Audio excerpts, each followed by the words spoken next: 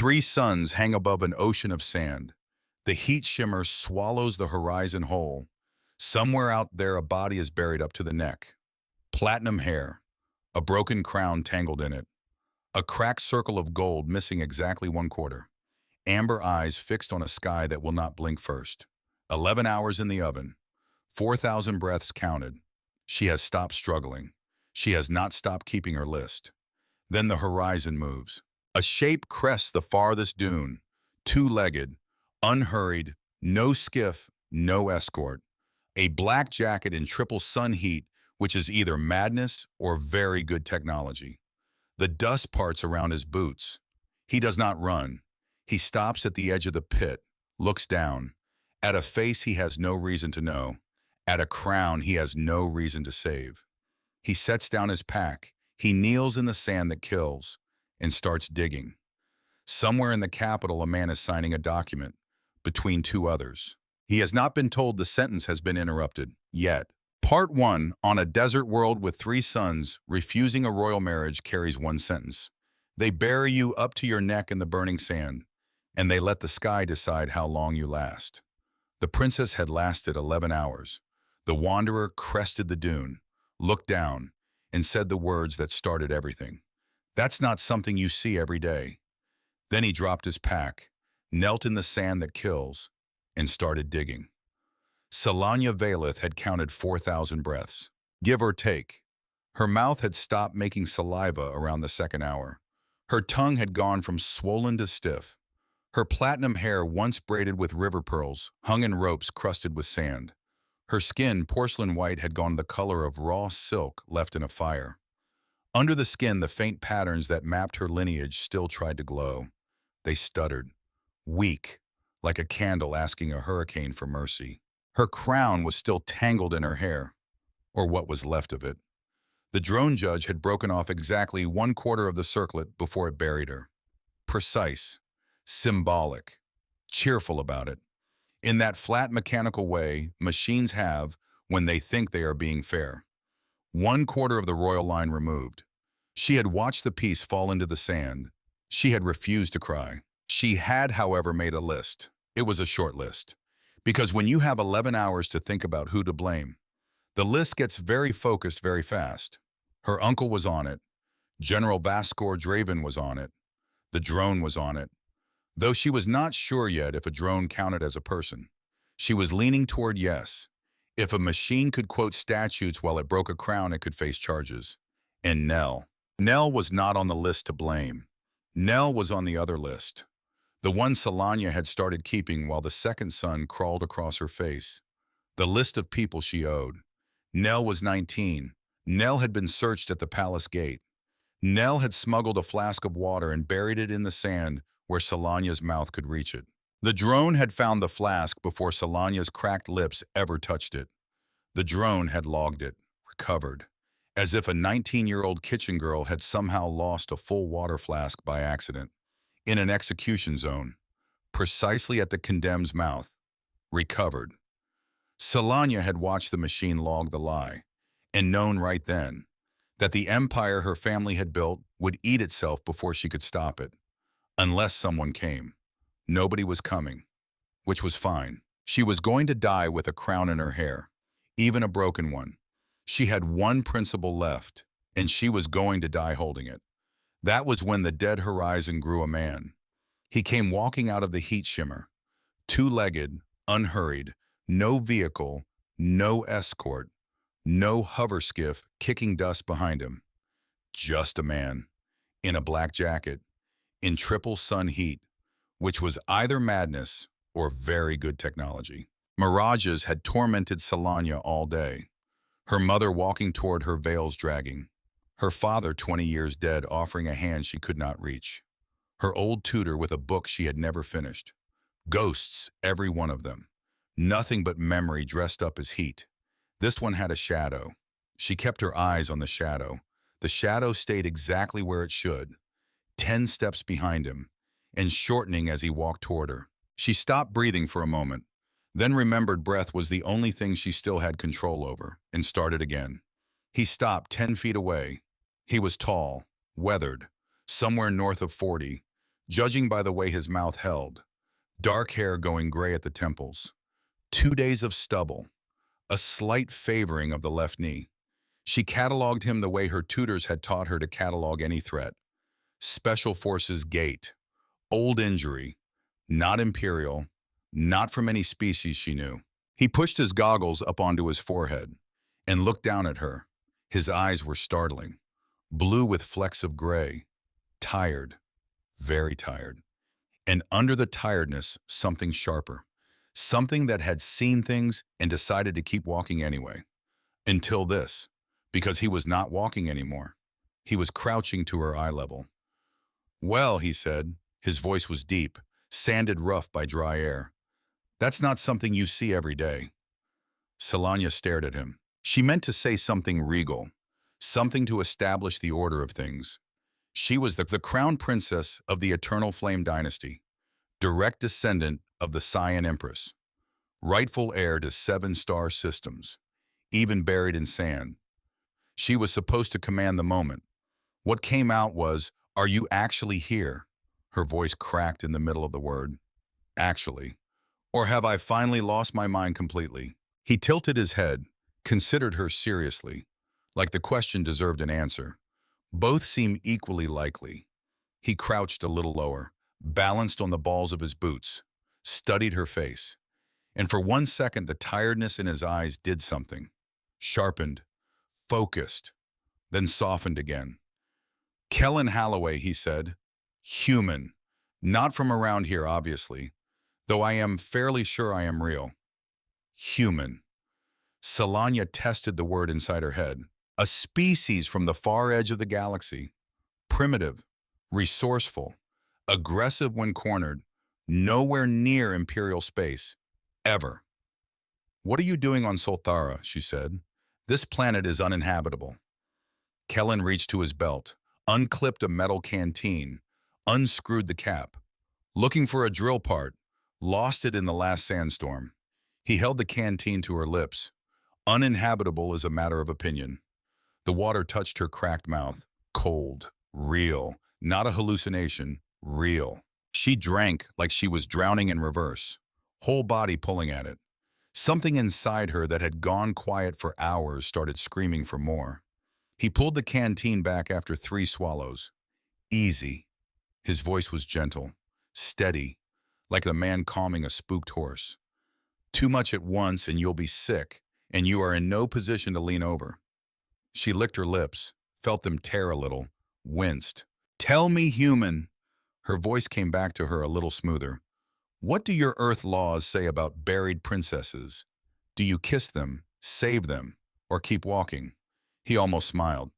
"Depends how much attitude they give me on the first canteen." He looked at the sky, then back at her, then at the sunburned raw of her cheeks. Something in his jaw tightened. He did not say anything about it.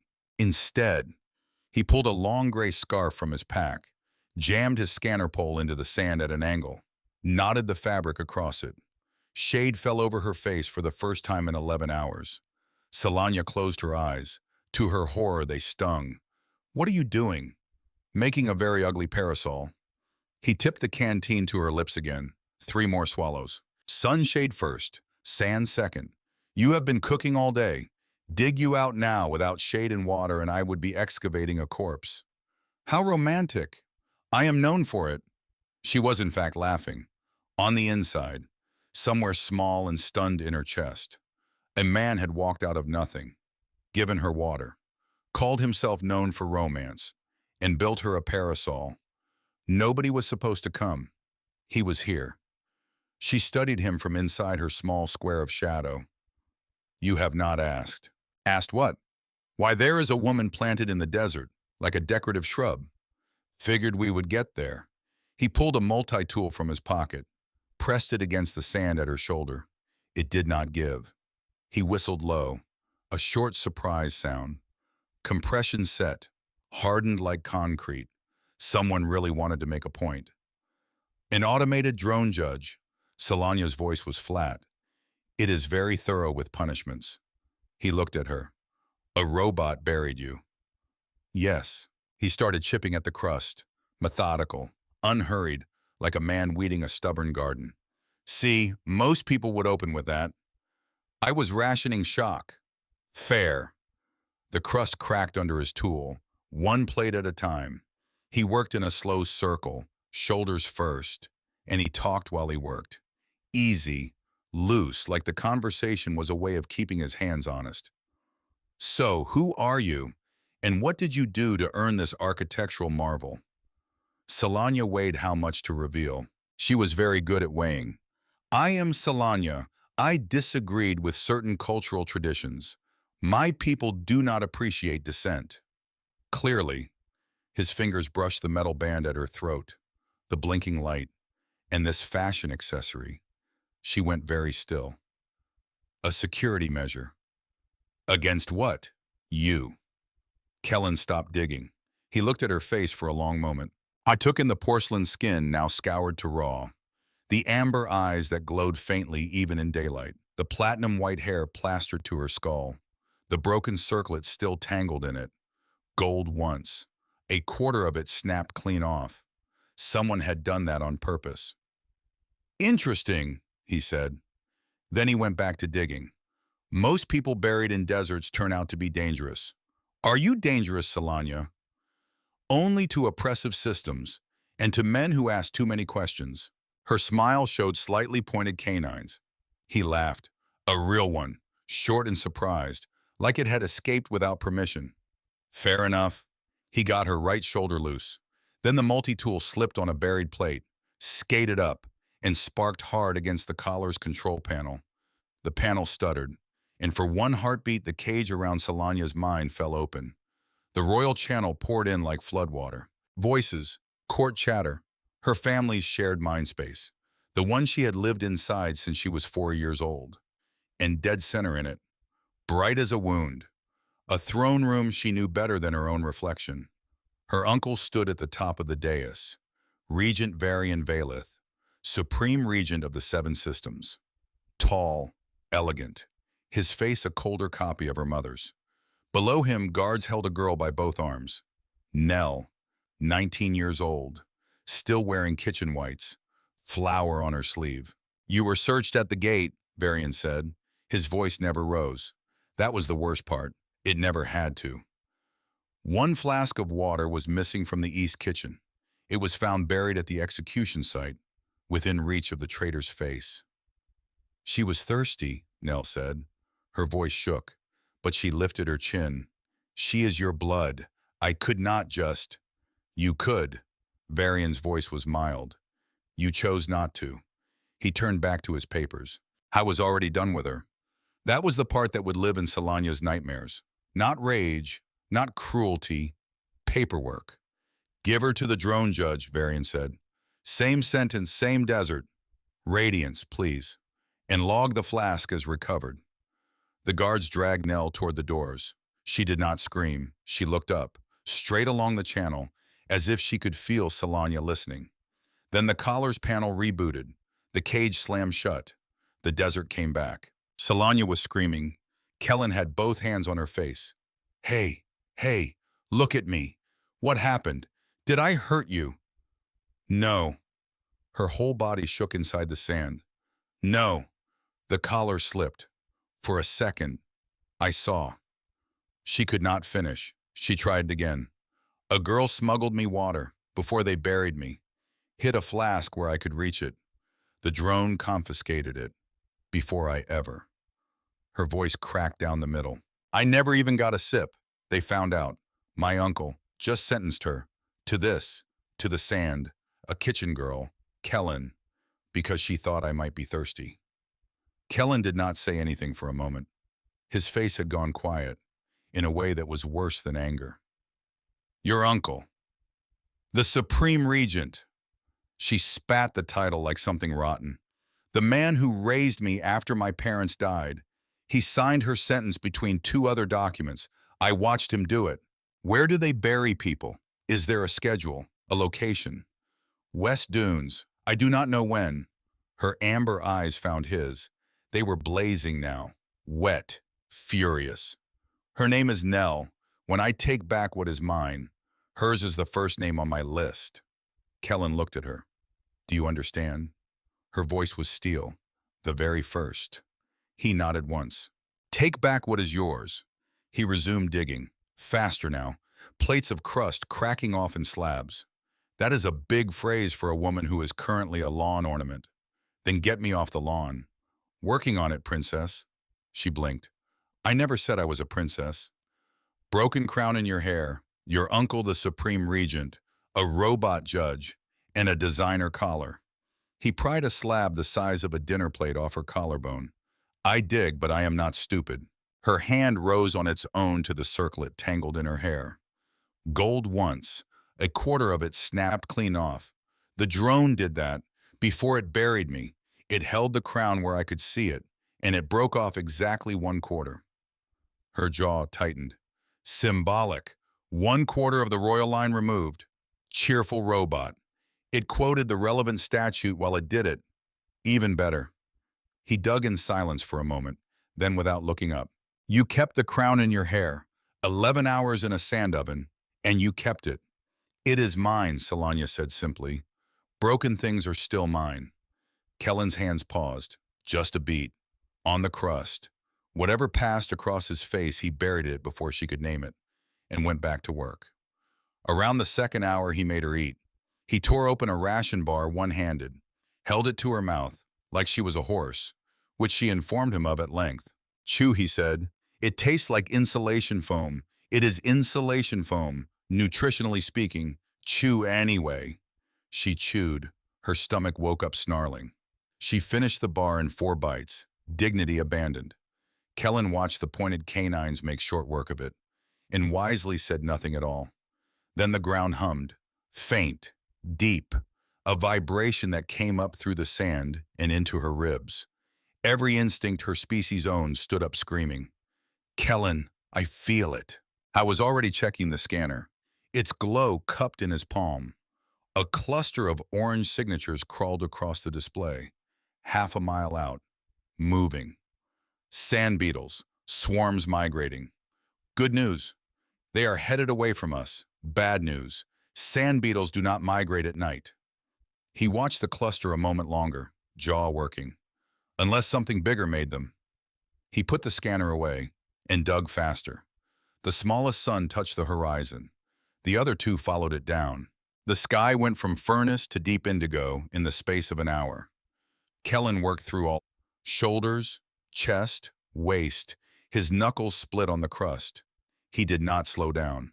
You are not very talkative, he said at one point, for someone being rescued. I am conserving energy. That was partly true. Mostly she was studying him. Nobody crossed a lethal desert to help a stranger. Nobody did anything without a reason. Why are you really here, human? Told you, drill part. At the exact coordinates of my execution. Bit of a coincidence. The probability seems low. I know.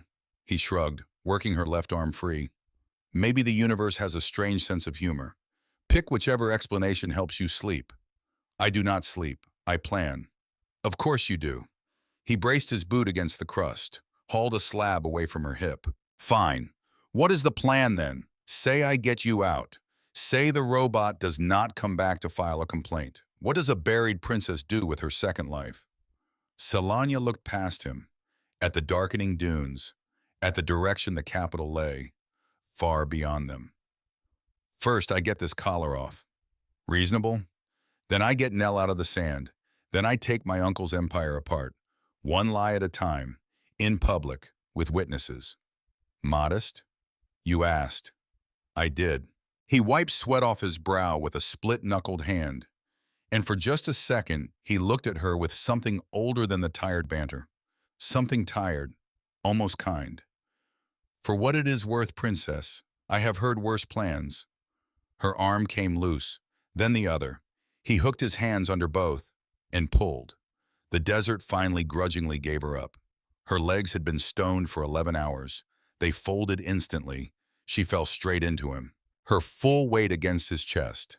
He took it without a step back, one arm bracing across her shoulders like it was the most natural thing in the world. Easy there, princess. I am fine. She was violently not fine. Her knees buckled again. Sure you are. He held on until her legs decided to be legs. Take a minute. 11 hours in a sandcast. You are allowed 1 minute. She pushed away the moment she could stand, smoothed the tattered remains of what had once been royal attire. Her skin, normally luminous, was scoured raw. Her hands would not stop trembling, and she hated every one of them individually. Then the night cold arrived. Solthara did not do gentle transitions. The heat left like it was fleeing something, and the cold moved in behind it with knives. Within minutes, Solanya was shivering so hard her teeth clattered. Kellen glanced over, said nothing, shrugged out of his jacket, dropped it over her shoulders. Your temperature regulation, she started, has backups. I will live. The jacket swallowed her in warmth, and the smell of him. Machine oil. Something burnt. Something else with no name in any language she knew. Human, she supposed. Not unpleasant. Thank you, she said quietly. The words felt strange in her mouth. Imperial royalty did not thank people. Royalty acknowledged service. She had just thanked a man for the second-hand heat of his jacket, and she meant it more than any speech she had ever given. Do not mention it. He checked the scanner. Seriously, do not. I have a reputation. They walked. The 3 moons rose, threw triple shadows across the dunes. She watched him move, the easy slouch that never quite disguised the precision underneath. He walked like a wanderer. He scanned terrain like a soldier. What brought a human to Solthara? Told you, prospecting. You are a very long way from your trade routes. Mineral-rich planets pay well. I prefer working alone. Most humans do not. You are social creatures. You cluster. He glanced at her. You study humans. I was educated about every known species. You are herd animals with delusions of independence. Well, he faced forward again. I am defective. The word came out flat and final. A door closing. She noted the door. She noted the lock on it. She filed both away. They crested a dune, and the desert spread out below them. Silver blue under the moons. Beautiful. The way a blade is beautiful. Solanya stopped to breathe. Just to breathe. Standing up. Unburied. Small miracles. Question. Kellen did not turn. The collar, it blocks the mind reading. Telepathy, and yes. So when it sparked back there, and you screamed, for one heartbeat you could hear again. She pulled his jacket tighter around her. My family shares a mental channel. All royals do. I have had those voices in my head since I was 4 years old. The collar did not just silence me, Kellen. It made me deaf. He thought about that. 11 hours buried. And the part that made you scream was 1 second of hearing your family again. The part that made me scream, she said quietly, was what my family was doing. He did not push. That surprised her. She had braced for questions. Instead, he just walked beside her and let the silence be a kind of shelter too. For the record, he said after a while, if it sparks again and you get another second of signal, do not answer. Do not reach back. A channel runs both ways. Solanya stopped walking. You think they could trace a reply? I think your uncle sentences kitchen girls between paperwork. Men like that always keep the line open. He kept his eyes on the horizon, hoping you will call home. The cold went a little deeper than the wind could account for. Because he was right, and because she had already felt the pull, that one bright second of the channel, and every cell in her had wanted to scream Nell's name into it. You have done this before, she said, hidden from people. I value my privacy. That is not what I said, and you know it. My shelter is 2 hours northwest, shielded. That collar has been broadcasting your location since the second I pulled you out. By the way, probably screaming to every receiver on the planet that the sentence was interrupted. Solanya's hand flew to the metal band at her throat. Then they know. They already know I am. Light bloomed on the horizon behind them. Kellen moved before she finished the sentence, hand on her arm, both of them down flat behind the spine of a dune. He killed his scanner glow with a thumb. Company, he breathed. 2 skimmers came in low and fast, running lights slicing the dark, and between them flew something bigger. Salanya knew its silhouette the way prey knows a hawk. Matte black, 6 limbs folded against its hull, a single blue eye burning in the center of its head. "The drone judge," she whispered. "It has come back." "Back!" Kellen's eyes narrowed. "It buried you and left. Why would it come back at night, with an escort, to check on a corpse?" Salanya opened her mouth, closed it. The question landed somewhere deep and cold, because she did not have an answer, and the machine below clearly did. The drone descended on her execution site, the empty pit, the scattered slabs of broken crust. It went very still. Then its blue eye flared white, and a voice rolled out of it across the dunes, amplified, cultured, and horribly familiar. Not the drone's voice, her uncle's. "Interrupted." Regent Varian said it to the night, to the desert, to whoever was listening. He sounded mildly inconvenienced. He sounded like a man reviewing paperwork. "How industrious." The skimmer's searchlight snapped on, began to sweep the dunes in widening arcs. "Move," Kellen breathed. "Slow. Stay in the dune's shadow." They slid backward down the slip face on their bellies, sand hissing under them. The nearest searchlight swung their way, a white blade cutting the dark, and Kellen pulled her flat into a wind-scoured hollow half a second before it passed over the crest above their heads. Grains of lit sand rained down on her neck. The light moved on. "There is a beetle trench 40 meters back," he whispered against her ear. "Swarm came through an hour ago. Their heat trace will smear ours." He kept his voice level. "When I say run, you run, bent double, and you do not stop. If the light comes back, you become very flat and very boring." The second skimmer banked overhead. Its light raked the hollow next to theirs, close enough that Salanya could see the individual rivets in its hull, the purple imperial insignia, the barrel housings along its belly. Her heart tried to climb out through her collar. "Now," Kellen said. They ran. Bent double, feet finding the churned ruin of the beetle trail. 40 meters of open silver ground with 2 searchlights swinging behind them. And then the trench swallowed them. Warm with leftover beetle heat, reeking of chitin and ammonia. Salanya had never loved a smell more. Behind them, the drone judge still hovered over her empty grave. "Find my niece," the regent's voice said. "She will be weakened. She will be cold." A pause. "And find whoever dug her out." The blue eye rotated slowly across the darkness, and Salanya would have sworn on the eternal flame that it paused on their dune. "Bury them together." They moved through the trench line for an hour. Kellen set the pace. He never once looked back. Once when a light passed close overhead, he pushed Salanya down so hard she tasted grit. His hand on the back of her neck was steady, not rough, but not asking permission either. When the light was gone, his hand lifted immediately, like the touch had cost him something and he was not going to charge her interest for it. She noticed that. She noticed everything. The way he checked the scanner every 100 meters. The way he never let her walk in front. The way he flanked her without making a show of it. Body between her and threat direction. Always special forces. She had known solar special operators. Her tutors had shown her hollow recordings for study. Their movements were quiet and economical. They walked like men who had spent years being someone else's blade, and who did not intend to be anyone's blade anymore. Kellen walked exactly like that. I was not a prospector. He was hiding. The question was what he was hiding from. The shelter appeared out of nothing. They came around the flank of a dune, and there was a rock, and Kellen put his hand on the rock, and the rock was not a rock. A door slid open. Inside, compact, efficient, and equipped with technology that had no business belonging to a mineral prospector.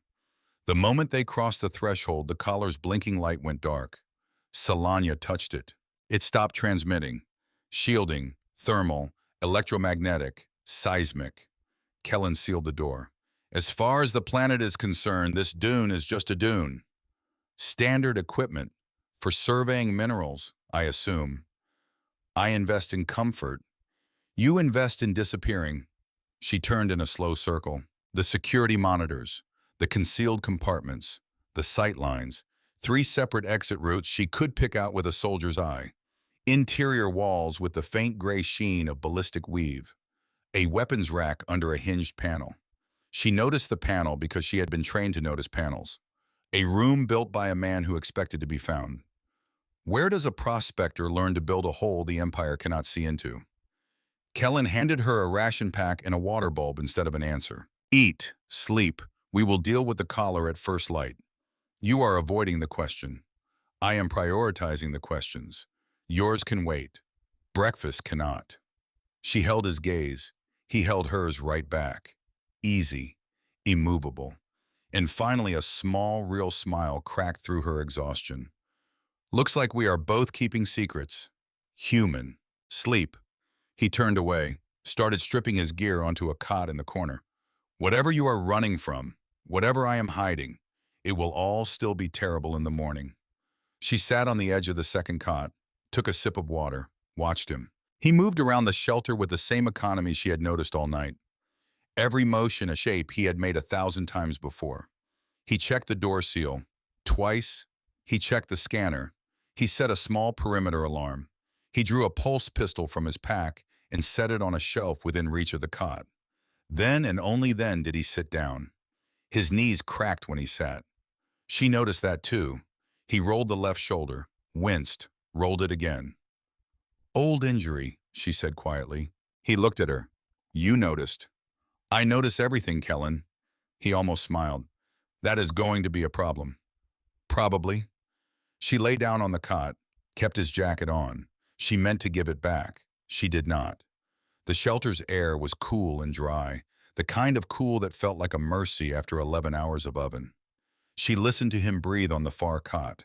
His breathing did not slow the way a sleeping man's breathing slows. He was awake. He was awake and keeping watch. Even here, inside a shielded dune that the Empire could not read. He did not sleep first. She had lived her whole life in palaces guarded by men and women whose job it was to stand watch while she slept. She had never once in any of those palaces felt the way she felt right now, which was a problem. Because a princess who felt safe with a stranger she had known for 6 hours was a princess who had lost her calibration. Or a princess who had at last met someone whose calibration was different from everyone she had ever known. She was not sure yet which one this was. She closed her eyes, opened them. Kellen.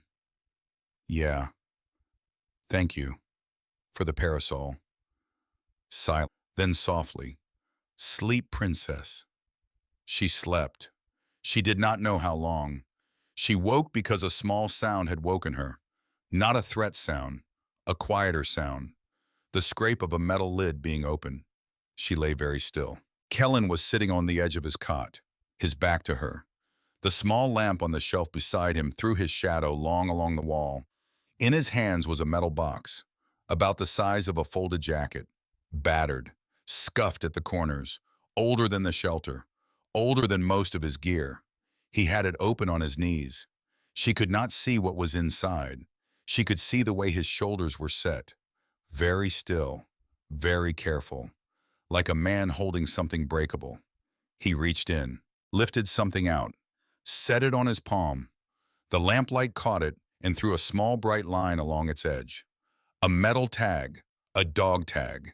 Then he lifted another and set it beside the first, then another, then another. She counted 5 before her count stopped working. 6. 6 tags in his palm. He did not read them. He did not need to.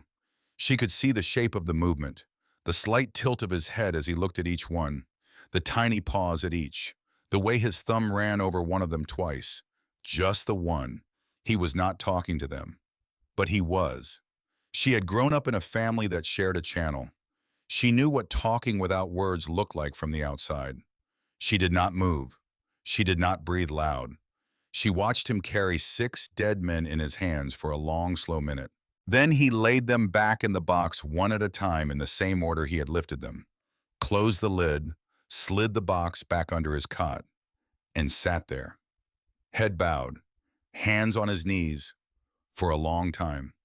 She said his name, softly. Kellen. His shoulders went stiff. He had not known she was awake. He did not turn. Go back to sleep, princess. Who were they? Silence. Kellen. Sleep, please. Please. He said it like a man who had not used the word for a long time and was surprised by how much of him was in it. Solanya sat up, slowly. She kept his jacket around her shoulders. She walked the 2 steps to his cot in socks he had also given her from a compartment she had also not asked about. She sat down beside him, not touching, just there. Kellen. He looked at the floor. She could see his profile now, his jaw working, the gray at his temples, the scar under his ear she had not noticed before. Something small and old and knife-shaped. You said you were defective. Her voice was very soft. Earlier, on the dune, you said it like it was true, and you meant it. He did not answer. I have a broken crown in my hair. I kept it because it is mine. Broken things are still mine. His shoulders moved, a slow breath in, a slow breath out. Whose names are in the box, Kellen? He was quiet for a long time, long enough that she thought maybe he would not answer. And maybe that was fair. She had known him for less than a day. She was not owed his ghosts. But then he reached under the cot and drew out the box and set it between them on his knees, opened it. 6 tags. Small, rectangular, old-issue solar military. Not the ceremonial kind, the kind you actually wore in the field. The edges of a couple were still bent where they had been cut off a chain in a hurry. Solanya did not touch them. She looked at his face. His face had not moved, but his eyes had gone somewhere else. 20 of us, he said finally. His voice was very quiet. 20, all orphans, all volunteers. We were 17 when we signed. He picked up a tag, turned it in his fingers. She could not read the name from where she sat. She did not try. They said it was a research program. They said we would be part of something that made humans harder to kill on the frontier. They said if we made it through, we would come out the other side stronger, faster, wired for war. He did not look at her. They said we would come out the other side. He set the tag down, picked up another, turned it too. 6 of these are all that is left. Of the ones who died in the first year, 6 brothers. I carry their names because their families did not know they were in it.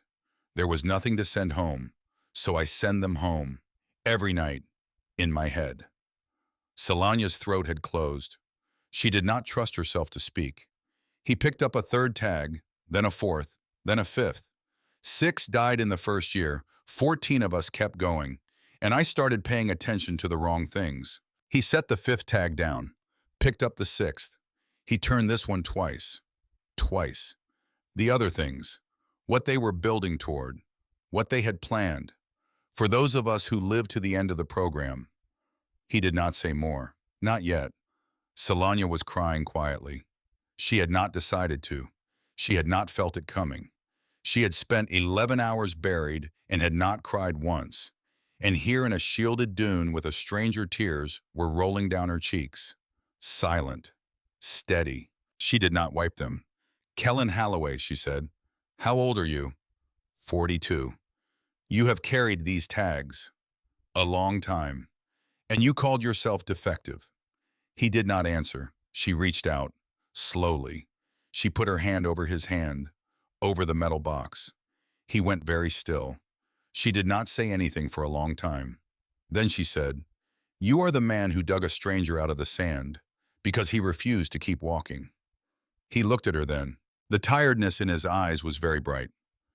6 brothers, Solanya said quietly, and the 7th, sitting right here, alive.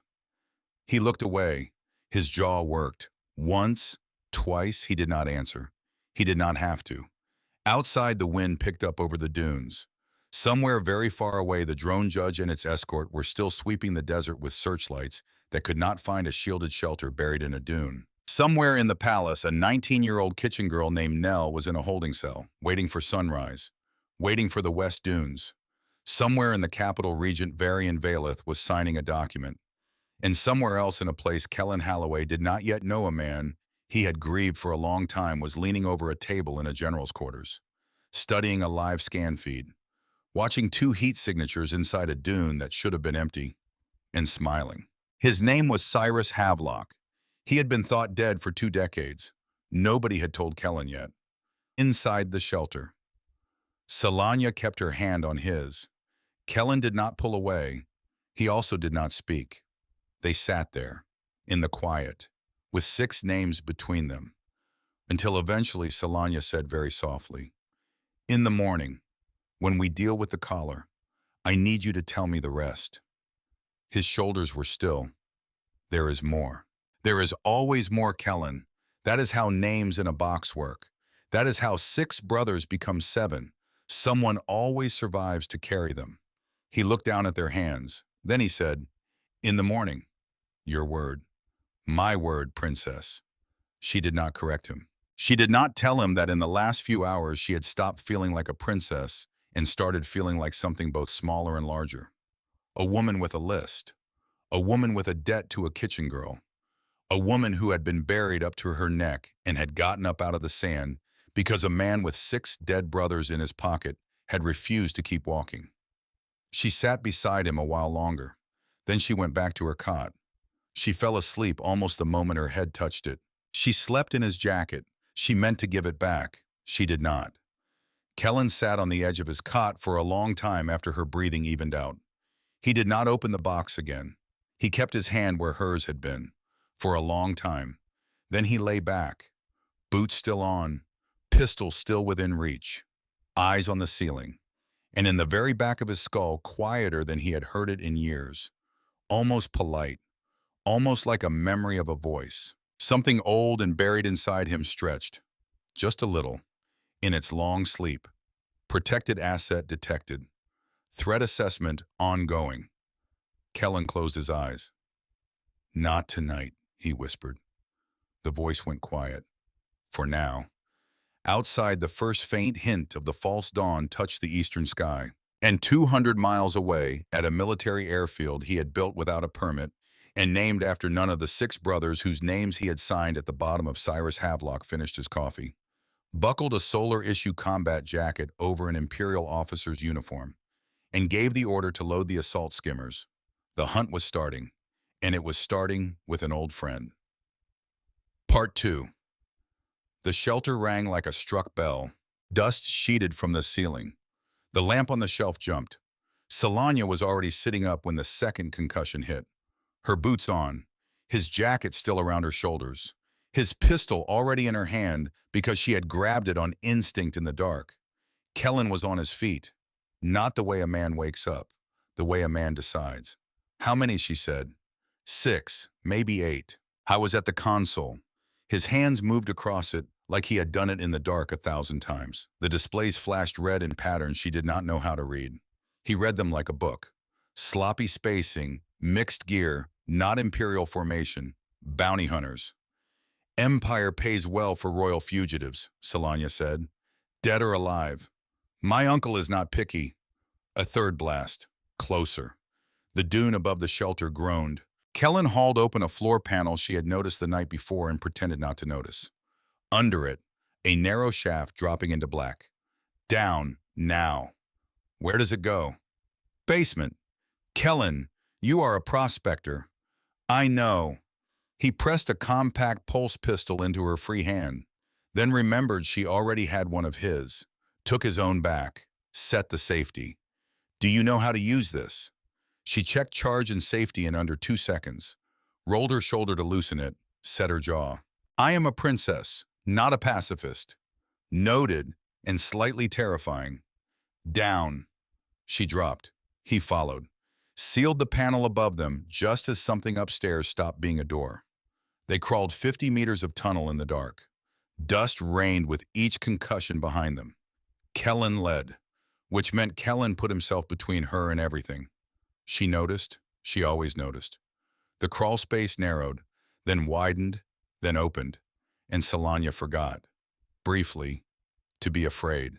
They stood in a corridor of worked stone, carved walls, arched ceiling, sconces of dead crystal marching into the dark in both directions. Every surface covered in relief carvings of tall figures, skin luminous, palms lifted, light held in bare hands as if it weighed nothing. Her own skin answered, The faint patterns along her arms and shoulders warmed, woke, glowed, and the nearest crystals glowed faintly back. Kellen looked around. Okay, he said. So my basement is a temple. Kellen. Yeah. What is this place? My basement. He moved past her, checking his scanner. Tunnels run for miles under the desert. Old, pre-imperial. I picked the shelter site because of them. Always have an escape route. Always have three. She touched a carved face. The crystal nearest her brightened. These are not just tunnels. They are carved. They are luminary. He glanced at her. Is that a dessert?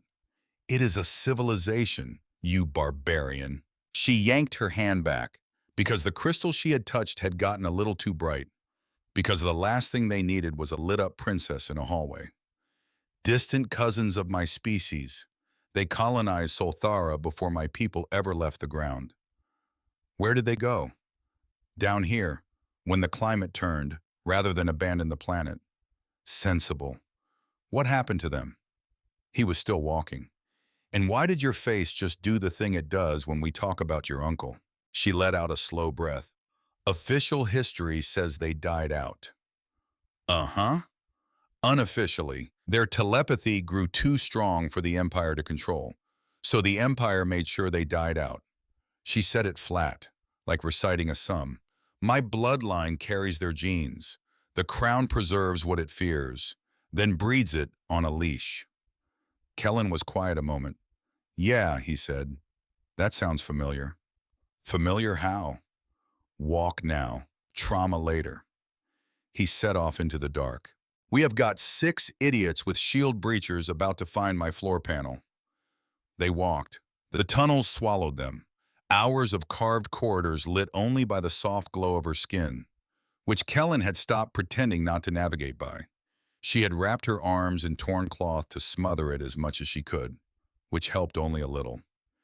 Kellen, yeah, you said you would tell me the rest in the morning. It is technically morning. It is technically underground. Details. Kellen, he kept walking. Then, after a while, you want the short version or the long one? I want the version that helps me trust you. He stopped, turned, looked at her under the dim violet light of her own skin. The version that helps you trust me is the long one, because the short one just sounds like a monster. Then give me the long one. He looked at her a moment more. Then he turned and started walking again. But he talked while he walked. I was 17 when he signed. He had grown up in a state home in the South Soul Belt. No people to miss him. No people to notice if he came back different. The recruiter had liked that about him. The recruiter had liked that about all 20 of them. The program had been called Osiris. Kellen said the name with the flatness of a word used too many times in the dark. Osiris, Salanya said it back. Egyptian god, dismembered, reassembled, made new. You know Earth mythology. I know all the ways empires name their monsters. He walked in silence for a step. They told us it was reactive intelligence integration, biosynthetic lattice grown along the nervous system, faster reflexes, enhanced pattern recognition, threat prediction, a machine that could see the fight before the fight, a weapon, a person shaped like a weapon. He walked in silence for a few more steps. There were 20 of us. You said that last night. I say it a lot. I need to. He touched a carving on the wall as they passed. Absently, like a man touching a door frame on his way through a house he grew up in. The carving glowed a little. He did not seem to notice. Salanya noticed. 6 died in the early integration phase. His voice had gone quiet. The lattice rejected them, or their bodies rejected the lattice. The scientists filed reports. The reports said equipment failure. The reports said program refinement necessary. The reports never said anything about 6 17-year-old boys who died screaming while doctors held them down. Salanya's stomach turned. She did not interrupt. Then the program refined, and 14 of us made it through integration. He walked another step, and I started paying attention to the wrong things. Which things? The way the doctors talked when they thought we could not hear them. The way the trainers ran us through simulations that were not threat scenarios. They were execution scenarios, us being pointed at specific targets. The way the program's chief officer smiled every time one of us hit a target he had chosen. Not the target we would have chosen. His target. Every time. His name. Kellen did not answer. She let it sit. She had spent her whole life around men who did not answer questions. She knew which silences were walls and which silences were doors. This was a door. He would open it. She just had to walk beside him for a while. There was a boy in the program named Marek. Kellen's voice had gone very quiet. 15th to make it through integration. Smart. Too smart. He noticed the same things I did. He wrote down what he noticed. In a notebook. In a code we had made up as kids in the state home. Because Marek grew up in the same home as I did. He was the reason I signed. He signed first. I signed to stay near him. Solanya's throat closed. Marek. Marek. She could hear him take the name into himself, like a swallow. One night Marek came into my bunk, very late, woke me up. He had the notebook in his hand. He said, Kellen, we have to go. We have to go tonight. Because if we do not go tonight, we will not be us anymore. He had figured out the last phase of the program. He had figured out what they were going to do. Which was, Kellen stopped walking. He turned to her. They were going to install a governance layer on the lattice, a remote lockout, a person in a room somewhere with a switch. Who could open the switch and point us at anything? And we would go, and we would not be able to stop. Solanya said nothing. She had felt her collar do that to her. For weeks, only she had felt it on one person, on her mind, alone in the dark. He was talking about it, on 14 boys, 17 years old. So we went, Kellen said. Marek and I. We had planned nothing. We had 5 minutes. We ran because Marek had a notebook and a plan for the first 100 meters and no plan for the next 100. We got 13 of us moving, 13 of us running, in the dark, toward the perimeter, toward the fence, toward a landing bay Marek had scouted. He paused. We got there. The gate was open, which was wrong. There was a truck idling in the bay, which was wrong. And there was a man standing between us and it, in an officer's uniform, waiting for us. The chief officer. Kellen shook his head, slowly. No. Solanya's stomach dropped again for a different reason. Someone else. Someone we trusted, someone who had trained with us, who had eaten with us, who had bled with us, in every simulation for 4 years. He said the name flat. Cyrus Havelock. Solanya did not know the name yet. Her body did. Something in her went very still, the way a room goes still when the last person in it stops laughing at a joke that was not funny. He was one of you, she said. He was one of us. He was standing between you and the truck. He was. 13 of you. Him. A gate that was open. An open gate. Yes. She waited. Kellen closed his eyes. Opened them. Marek went first. Because Marek was 15th through integration. Because Marek was fast. Because Marek trusted Cyrus. So Marek ran at Cyrus with his arms open. And Cyrus... He stopped. He took a breath. Cyrus shot him. The tunnel was very quiet. Solanya's whole skin was glowing now. She could not have dimmed it if she tried. She stood there in the underground dark, and she glowed like an accusation. Cyrus shot Marek, Kellen said, in the chest, from 4 feet away, and then Cyrus opened up on the rest of us. Cyrus, Cyrus, your brother, my brother. How many of the 13? He did not answer for a long moment. 2 of us made it past the fence with me. Neither of them made it to morning. Silence. Solanya put a hand on the wall, because her hand was shaking, and because the wall glowed a little where she touched it. And she needed to feel something older than the story she was being told. They told me later that Cyrus died too, Kellen said, in the incident. I did not question it. I did not want to question it. I wanted him dead. If he was not dead, I would have had to think about the fact that my brother killed my brother in front of me, on an open gate, for an open truck, for someone who was paying him. You believed he was dead.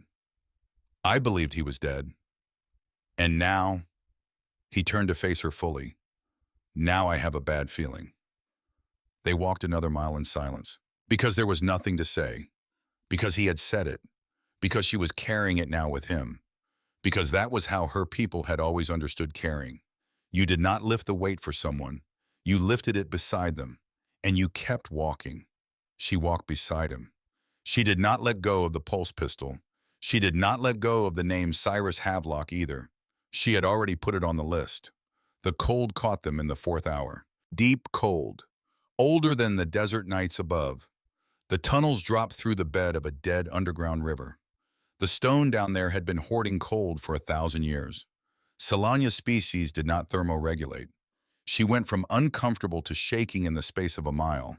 From shaking to stumbling not long after. Kellen called the halt in a small round chamber where crystals studded the ceiling like a frozen sky. He cracked 2 heat cells, pitiful orange coins of warmth, did the math on their supply out loud, and the math was bad.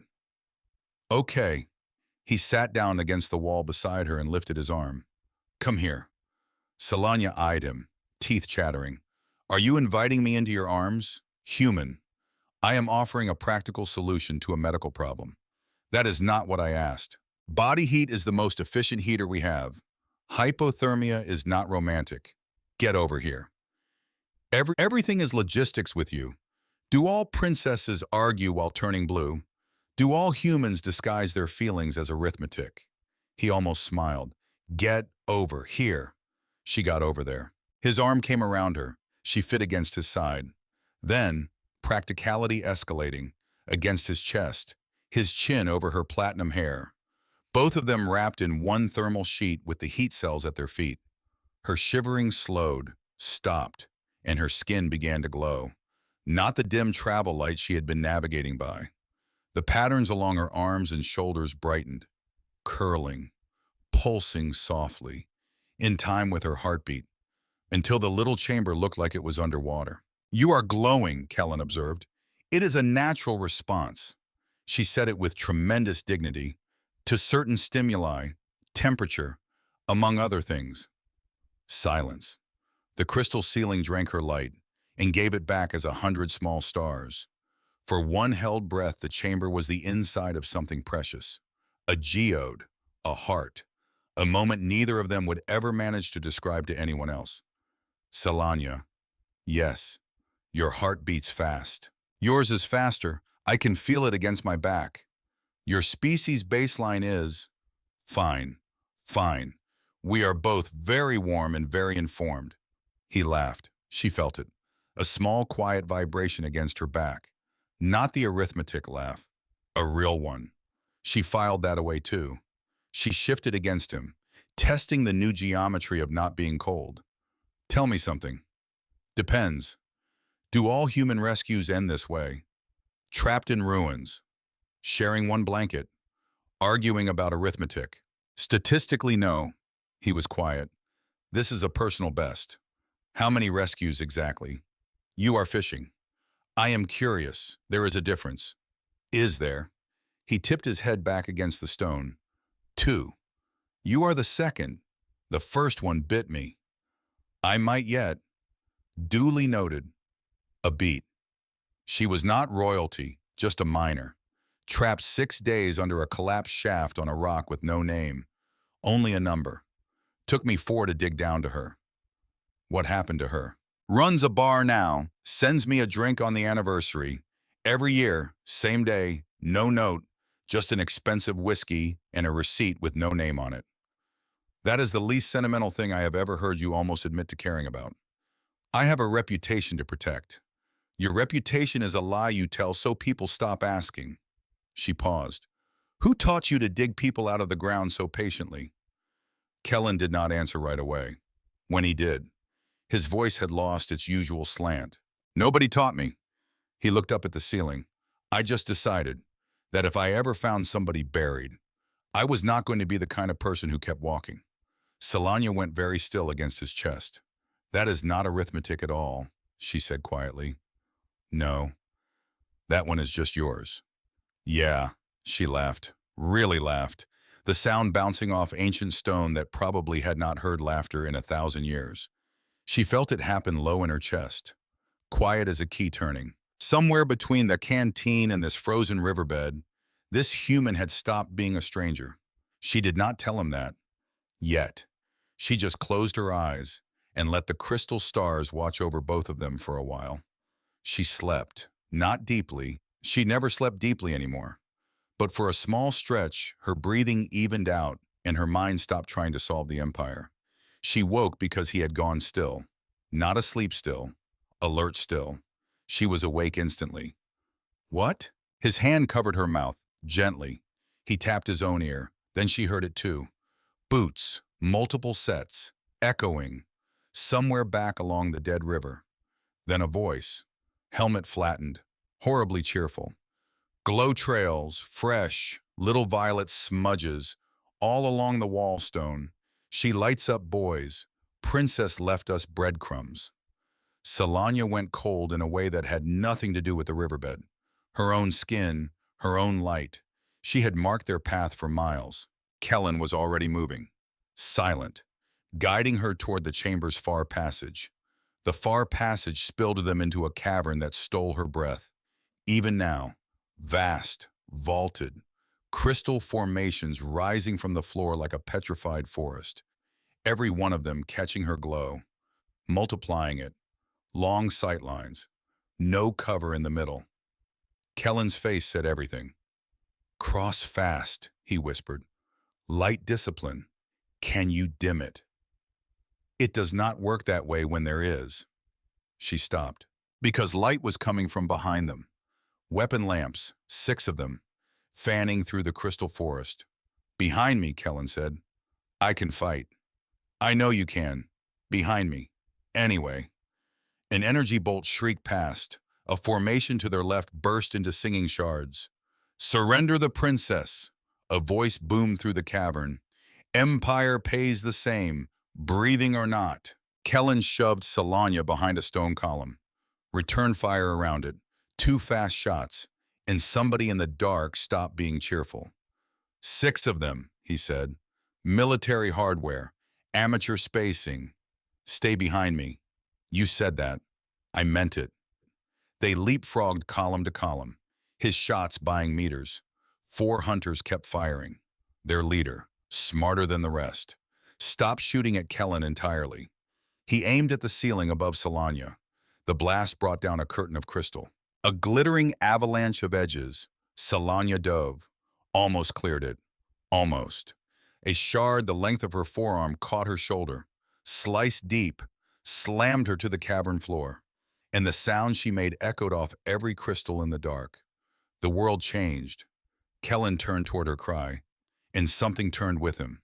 Salanya saw it happen, saw his pupils crushed to pinpoints, then flood wide, saw gold light ignite in his irises, gold like her eyes, gold like sunrise through her own skin, beneath the burned collar of his shirt.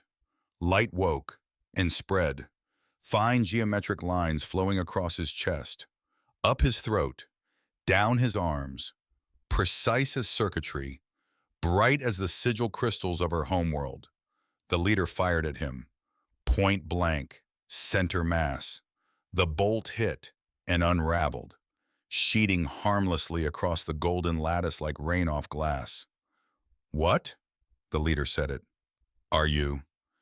Inside Kellen, a voice that was not Kellen answered a different question entirely. It came from the base of his skull, and everywhere else.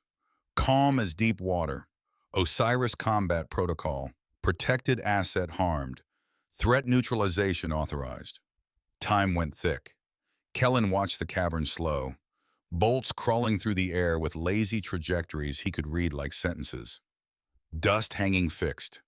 The hunter's hearts thudding one by one in his new hearing like doors slamming down a hall. Somewhere far away his own body started moving, and it moved like nothing human. 4 seconds. That was the whole fight. 4 seconds of gold light lacing through a crystal forest. A weapon slapped from a hand before its owner finished flinching. A knee folded. A helmet rung like a bell. 2 hunters down before the first hit the ground. Not one killing blow. Every strike measured. To the jewel. Efficient. Clinical. Merciful. In a way that was somehow more frightening than slaughter.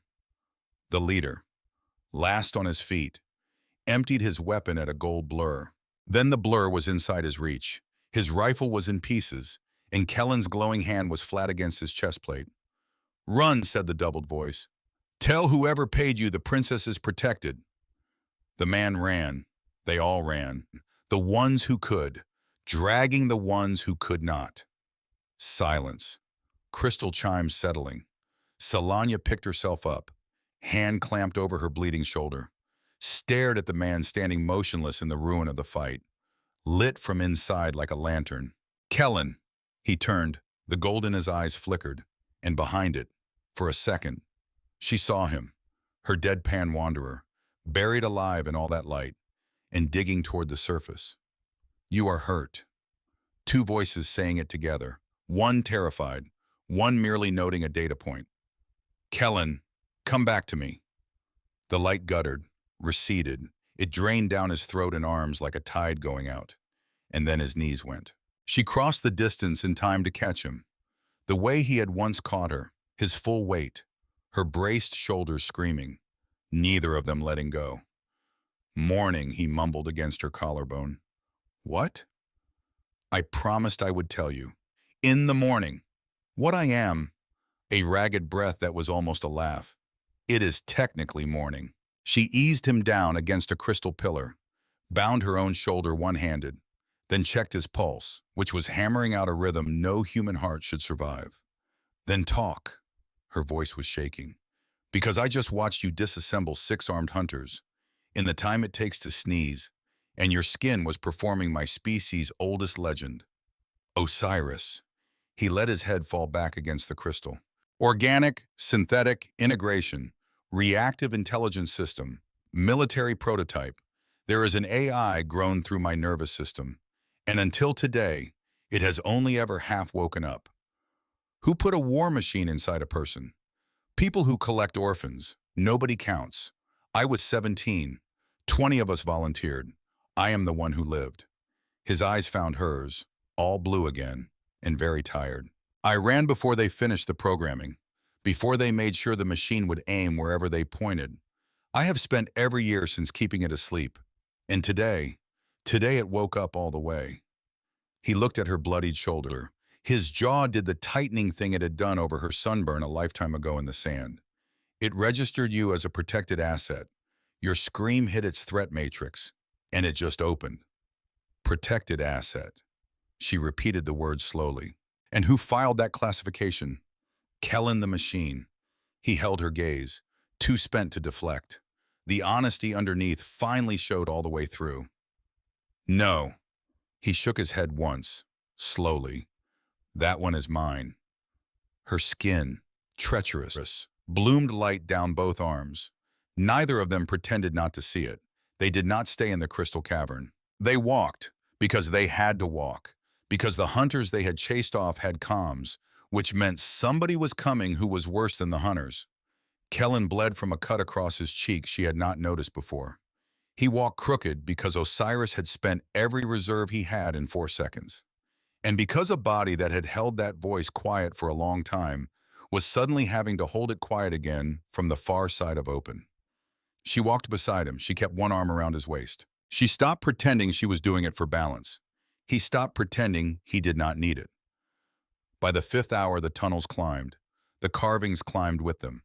Taller figures, brighter crystal, whole walls of luminous people holding light in their bare hands like it weighed nothing. Then the passage opened. Salanya stopped walking. A door stood in the rock. Black stone, 30 feet high, veined with crystal that woke as she approached. Slow pulses, patient, like something enormous opening one eye. "The sigil chamber," she breathed. "It is real. Sigil chamber. My tutor said the palace ruins held it. They never said it would be big, awake." Kellen tipped his head back, studied the door. "Okay." He put a hand on the doorframe. "Walk me through it. Small words. We have talked about my attention span." The luminary built one honest room before they died. She laid her palm flat against the stone. The crystal under her hand brightened, tasting her. A vault that reads what you actually want, not what you say, not what you rehearse. Royal blood opens it, but only if your intention is clean. That is it. That is the lore. You want more. No, that is genuinely the right amount. Your tutors could learn from you. They faint. The crystal under her hand brightened further. Inside is the ancestral signal, a genetic key. It opens the Imperial Archives, where I hid 3 years of evidence before they arrested me. Names, orders, every bonding my uncle used as a muzzle. And the intention reading part. What happens to people who come here wanting the wrong things? She looked at him. The luminary did not build a second honest room for burying the failures. Great. Kellen, love it, after you. The door knew her. That was the only way to describe it. The stone did not grind or groan. It exhaled, folding back in petals, and light came out to meet her like a dog that had waited 1,000 years by the same window. The chamber inside was round, perfect, untouched, polished black walls, ceiling of crystal stars, and in the center, on a pedestal of dark stone, a shard of light floated inside a crystal matrix, turning slowly, geometric, alive. That is a key, Kellen said. That is the fanciest key I have ever seen. Our keys are little metal teeth. Your species puts wheels on luggage and calls it civilization. That was one time, and it was a very good idea. Solania approached the pedestal. Her reflection walked to meet her in the black floor. Filthy, sunburned, wrapped in a man's jacket, a broken crown snarled in her hair. She placed both hands on the crystal. The light went through her, not painfully, thoroughly. It poured up her arms into the patterns of her skin, and every line of her bioluminescence lit at once. She felt the chamber reading her, page by page. Nell's face, her mother's voice, 11 hours of sand. A canteen held to her lips by a stranger who had refused to keep walking. 6 metal tags in a battered box, a hand over her hand in a shielded shelter. The crystal flared gold, the same gold as her eyes. And the collar around her throat clicked, hissed, fell open. It hit the black floor with a flat, cheap little clatter. This thing that had caged her mind for weeks. Lying there like a dropped spoon. The royal channel rushed in. Solania staggered. Kellen was there before her knees finished deciding. Hands on her shoulders. Hey, hey, talk to me. I can hear. She whispered it. Her eyes streamed, and she was smiling like a sunrise. Kellen, I can hear again. Okay, good, great. Remember the rule. Do not answer. Do not reach back. She pressed both hands over her own mouth, laughing and crying at once. He left the channel open. You were right. I can feel him at the far end of it, sitting in the middle of all those voices like a spider doing paperwork. Then we do not touch the web.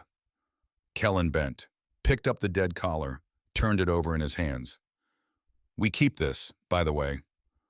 Why would I ever want that thing? Evidence, there is a serial number on the clasp, and I bet my other jacket it is not in any court record. He pocketed it. Illegal restraint of a royal. That is a charge. Solania stared at him. You think like a lawyer. You say that like it is not the meanest thing anyone has ever called me. The sigil chose that moment to move. It rose out of its matrix, just lifted free, trailing light, and drifted to Solania. She cupped her hands. It settled into them warm as a sleeping bird. Recognition, acceptance, a claim witnessed by the oldest honest room in the galaxy. Then the light bent. A thin gold thread unwound from the sigil, crossed the chamber, and touched Kellen in the center of his chest. He went very still. Solania. Yes. Why is the fancy key pointing at me? I do not know.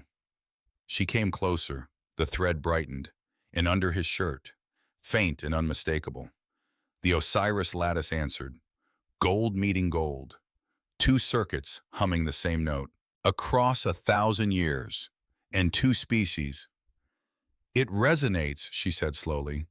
The sigil is luminary craft, telepathic architecture, and my implant is someone's cheap knockoff of the same idea. Kellen looked down at his own glowing sternum with the expression of a man finding a bill he forgot to pay. Osiris is talking to it. I can feel it in the back of my skull. It is. He cleared his throat. It is polite, which is disturbing. It is never polite. Then the chamber showed them the thread. Not the sigil's thread. Theirs. The light dimmed, and in the air between the two of them, something became visible that had been there for days. A faint living filament, violet twined with gold, running from her heart to his. Solanya's breath stopped. That is a bond, she said. An early one. Unformed. That is. Kellen, that is a bond. Those take ceremonies, preparation, months. Well, we did not do any of that. So refund. This is not a joke. Her voice came out raw. Do you understand what my kind of bond is? You just said, two minds, fused. Not fused, wired open, to each other. What is in one head is in the other. What one heart carries, the other carries too. She looked at him. You would be carrying 6 metal tags in a woman's chest for the rest of my life. Willingly. Kellen looked at her a long time. He did not say anything. He did not have to, because his face said what a bond would already have said. Yes. She looked away, because if she looked at him one more second, she was going to do something they were both too tired for. There is another problem, she said. Of course there is. Vascor. Kellen's jaw did the tightening thing. Your general. My fiancé, sort of, legally. Solanya. Kellen, just listen. The bonds my people were built for were designed to lock both minds into the strongest partner's will. Vascor was chosen for me, because Vascor is stronger than I am, in their measurement. In battlefield trials, he was picked because he could steer a queen.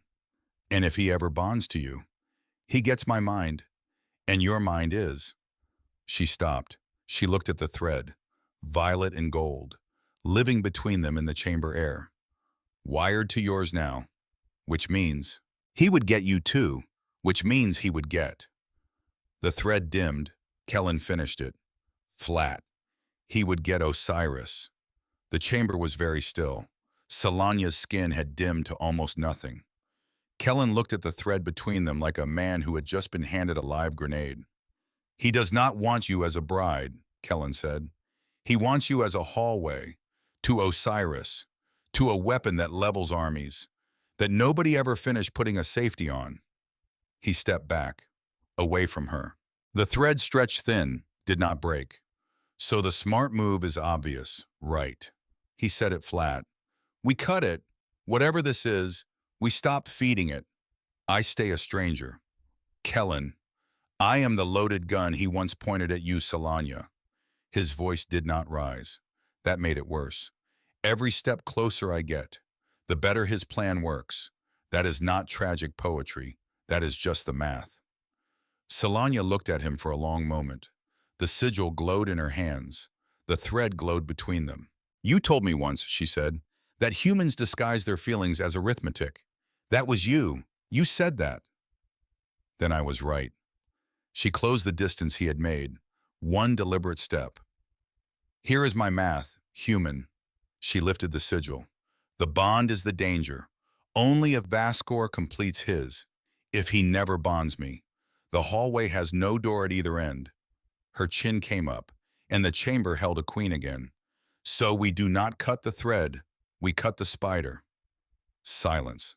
That is the plan, Kellen said. That is the shape of it. Walk into the capital, cut the spider. You are the detail person. I hate that you know that about me. They sat on the steps of the pedestal, passing the last full water bowl back and forth, like a debate token. In 5 days, Solanya said, my uncle convenes the Council of Equals, the accession right. He will present my death, mourn beautifully, convert the regency into a crown. And the law. The law is the one thing he cannot shoot. Talk me through it. An accession claim can be interrupted by any member of the imperial line who stands before the council, bearing the ancestral sigil, even a dead one, especially a dead one. The statute is older than his entire bloodline's ambition. So you walk in, sigil in hand, alive, loud, impossible to ignore. And the archives open to the sigil that same hour. 3 years of evidence presented, in the one room where he cannot make it disappear. Her amber eyes were fierce and bright, and the collar's serial number, and whatever else we can carry. One more witness, Kellen said. He tapped the pocket where the dead collar sat. The drone judge. Solanya blinked. The machine that buried me. The machine that logs everything. He leaned forward, elbows on knees. Think about it. Your execution was theater. It was built to be interrupted. The retrieval was scheduled before the sand settled. Somewhere in that drone is an order that proves your death was staged by the man announcing it. Machines like that do not lie. Kellen, they just obey. Get one in front of a court and make it read its own memory out loud. She stared at him. You want to subpoena the robot. I want to subpoena the robot. I have been fighting my uncle for 3 years, Kellen, and the best weapon anyone has found is a human with a grudge and a filing system. Yeah, he took the water bowl back. You should see me do taxes. She laughed, small and short and surprised, like it had escaped without permission. They almost slept there, because it was the safest room in the galaxy, and because there was no way to keep pretending they were strangers in a place where the walls kept whispering to each other in their skin. She lay on her side on the pedestal steps. He lay on his back within reach. The thread between them shone soft and violet and gold. Neither of them mentioned it. Kellen. Yeah. You said earlier you would carry 6 tags in my chest. He did not answer. You did not say it, but you said it. Yeah. Silence. I would carry them too, if you let me. Not because it was arithmetic, because it was theirs, and you are mine. He did not move for a long time. Then he reached out. He did not touch her. He rested his hand palm up on the pedestal step. Between them, halfway, an offering, not a demand. She put her hand in his. They did not speak the rest of the night. They did not have to. The chamber lit softly around them. The broadcast found them the next evening. They had climbed back toward the surface, camped in a shallow ledge tunnel that let them see the desert without being seen from it. Kellen was rewrapping her shoulder wound with a fresh field bandage. His fingers were careful in a way that was almost worse than gentle. Because gentle was practice. Careful was choice. She was pretending not to watch his face. He was pretending not to notice her pretending. Then the scanner chirped. Not a private channel, a broadcast.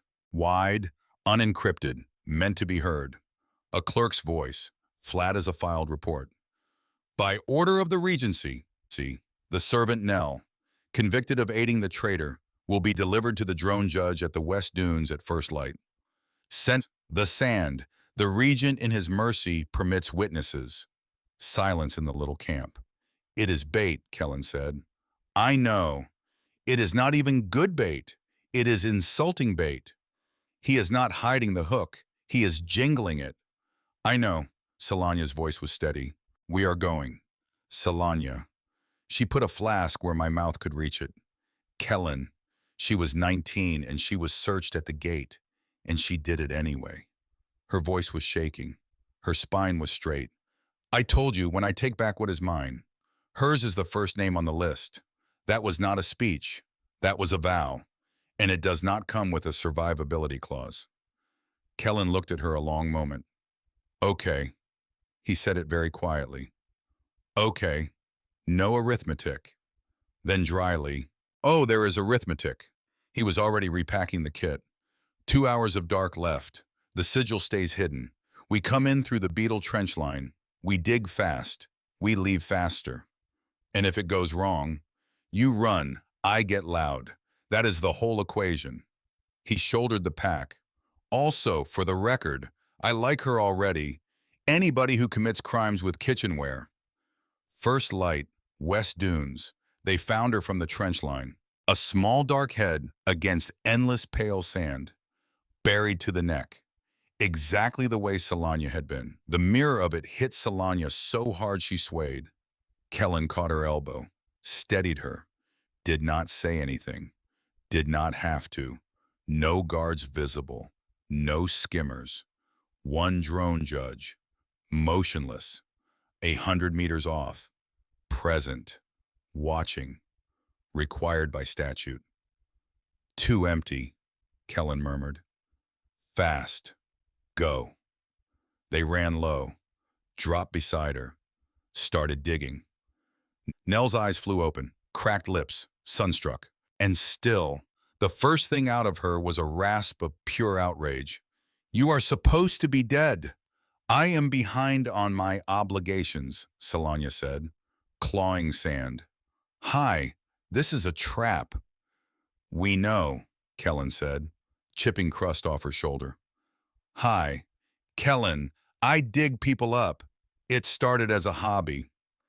They did not even compression set it, Nell croaked. Loose sand. They wanted me out fast. They wanted us in fast, Kellen said. His head came up, and the dunes all around them stood up, wearing armor, not 6 bounty hunters, 40 elite guard rising out of spider holes, in a ring, with no gaps, and from a shielded trench behind them, unfolding to his full height, came a violet-skinned officer whose smile arrived before he did. Supreme General Vaskor Draven, Solanya said. Her voice could have frozen the sand. My bride. Vaskor strolled down the dune face, around the perimeter. Guards drove black stakes into the ground, each one lit with a cold white ring. And her human, I have so looked forward to this. Kellen's skin flickered gold, and the flicker died. He felt it happen. The lattice reached for its fire, and closed on nothing. The white stakes hummed, and inside his skull, the deep, calm voice of Osiris said, distantly, like a man shouting through a wall, suppression field. Then it said nothing at all. Oh yes, Vasker said, watching Kellen's face. I told you, Wanderer, I have seen the readings. Do you imagine I would hunt a storm without building a bottle?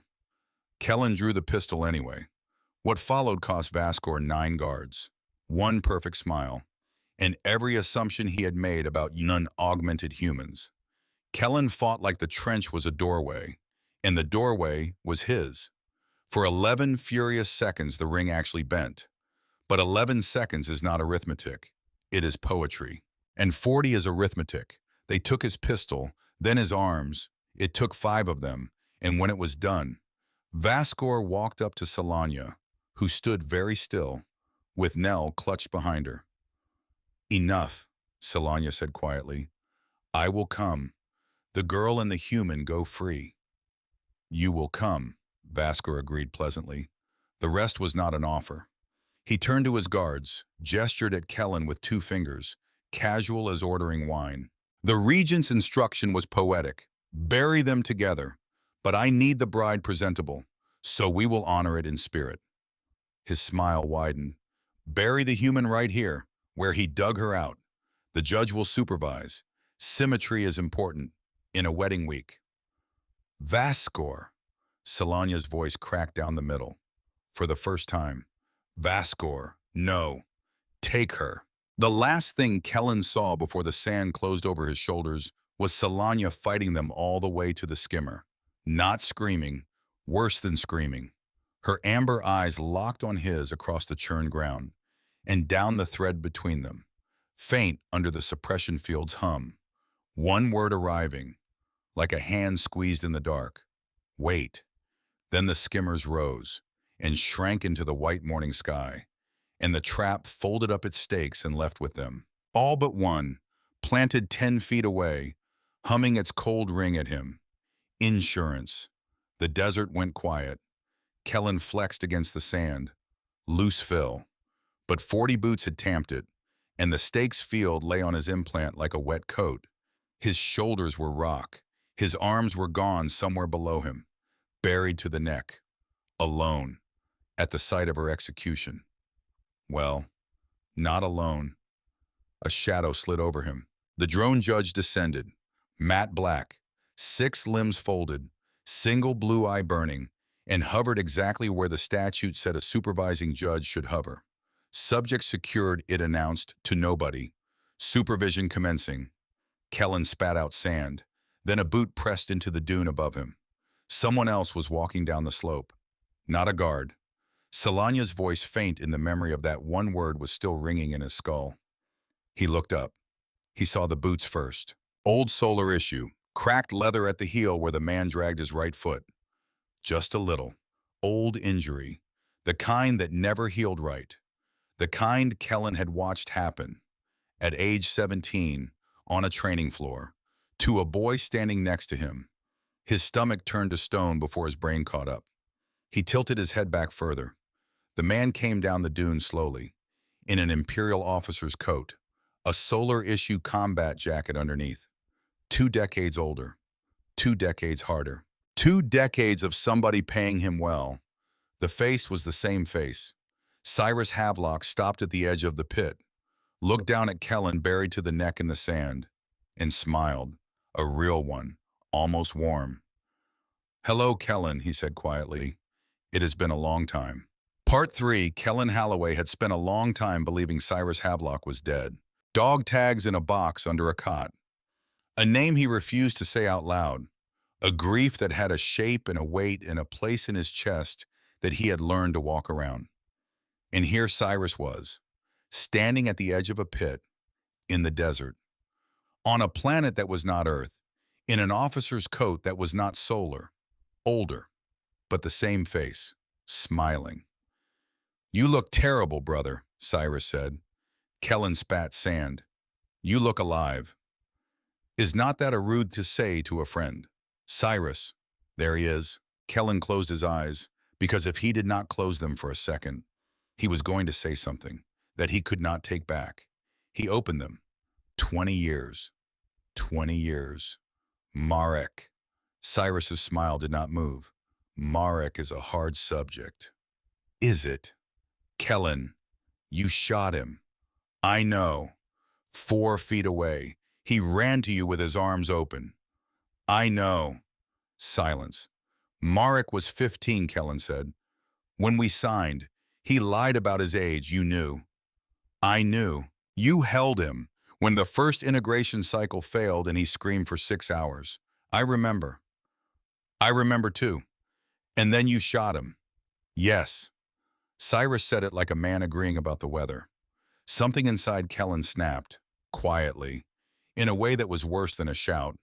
He looked up at the man he had grieved for 2 decades, and there was nothing there.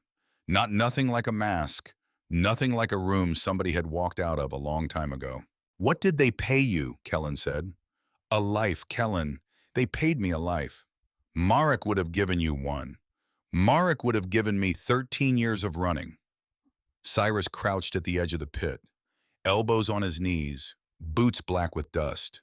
You did that, and look at you, 42, living in dunes, carrying 6 tags in a metal box, talking to them at night. I know. I have watched you for a long time. Kellen went very still. You have watched me. I have kept you alive, Kellen, more than once. There is a bounty on your head from 4 different agencies, and every one of them has been quietly rerouted by a colonel, in an office, on a planet you have never heard of. Because I owed you that, and because Vaskor Draven wanted you kept fresh for the moment his fiancée needed a proper wedding gift. Cyrus tilted his head. You are the gift, Kellen. You always were. Kellen let that land. He let it land because he had spent a long time training himself to let things land, and he had lived in a body that was not entirely his for those years. And the one thing he had learned was that you did not fight in the moment when the ground was moving under you. You listened, you breathed, you waited for the ground to hold still. He looked up at Cyrus. Osiris was Etherian tech, Kellen said flatly. Not solar. Cyrus did not blink. Yes. Vaskor gave it to solar through you. Yes. 20 boys. 20 boys. 6 died in phase 1. Yes. 14 of us were going to be leashed, so Vascor's people could steer us. From here. Yes. And Marek figured it out. And you shot him for it. Yes. Kellen took a breath. How many of them did you shoot yourself? That night on the fence. Cyrus did not answer. How many, Cyrus? Cyrus stood up. 9, he said quietly. You got 2 over the fence with you.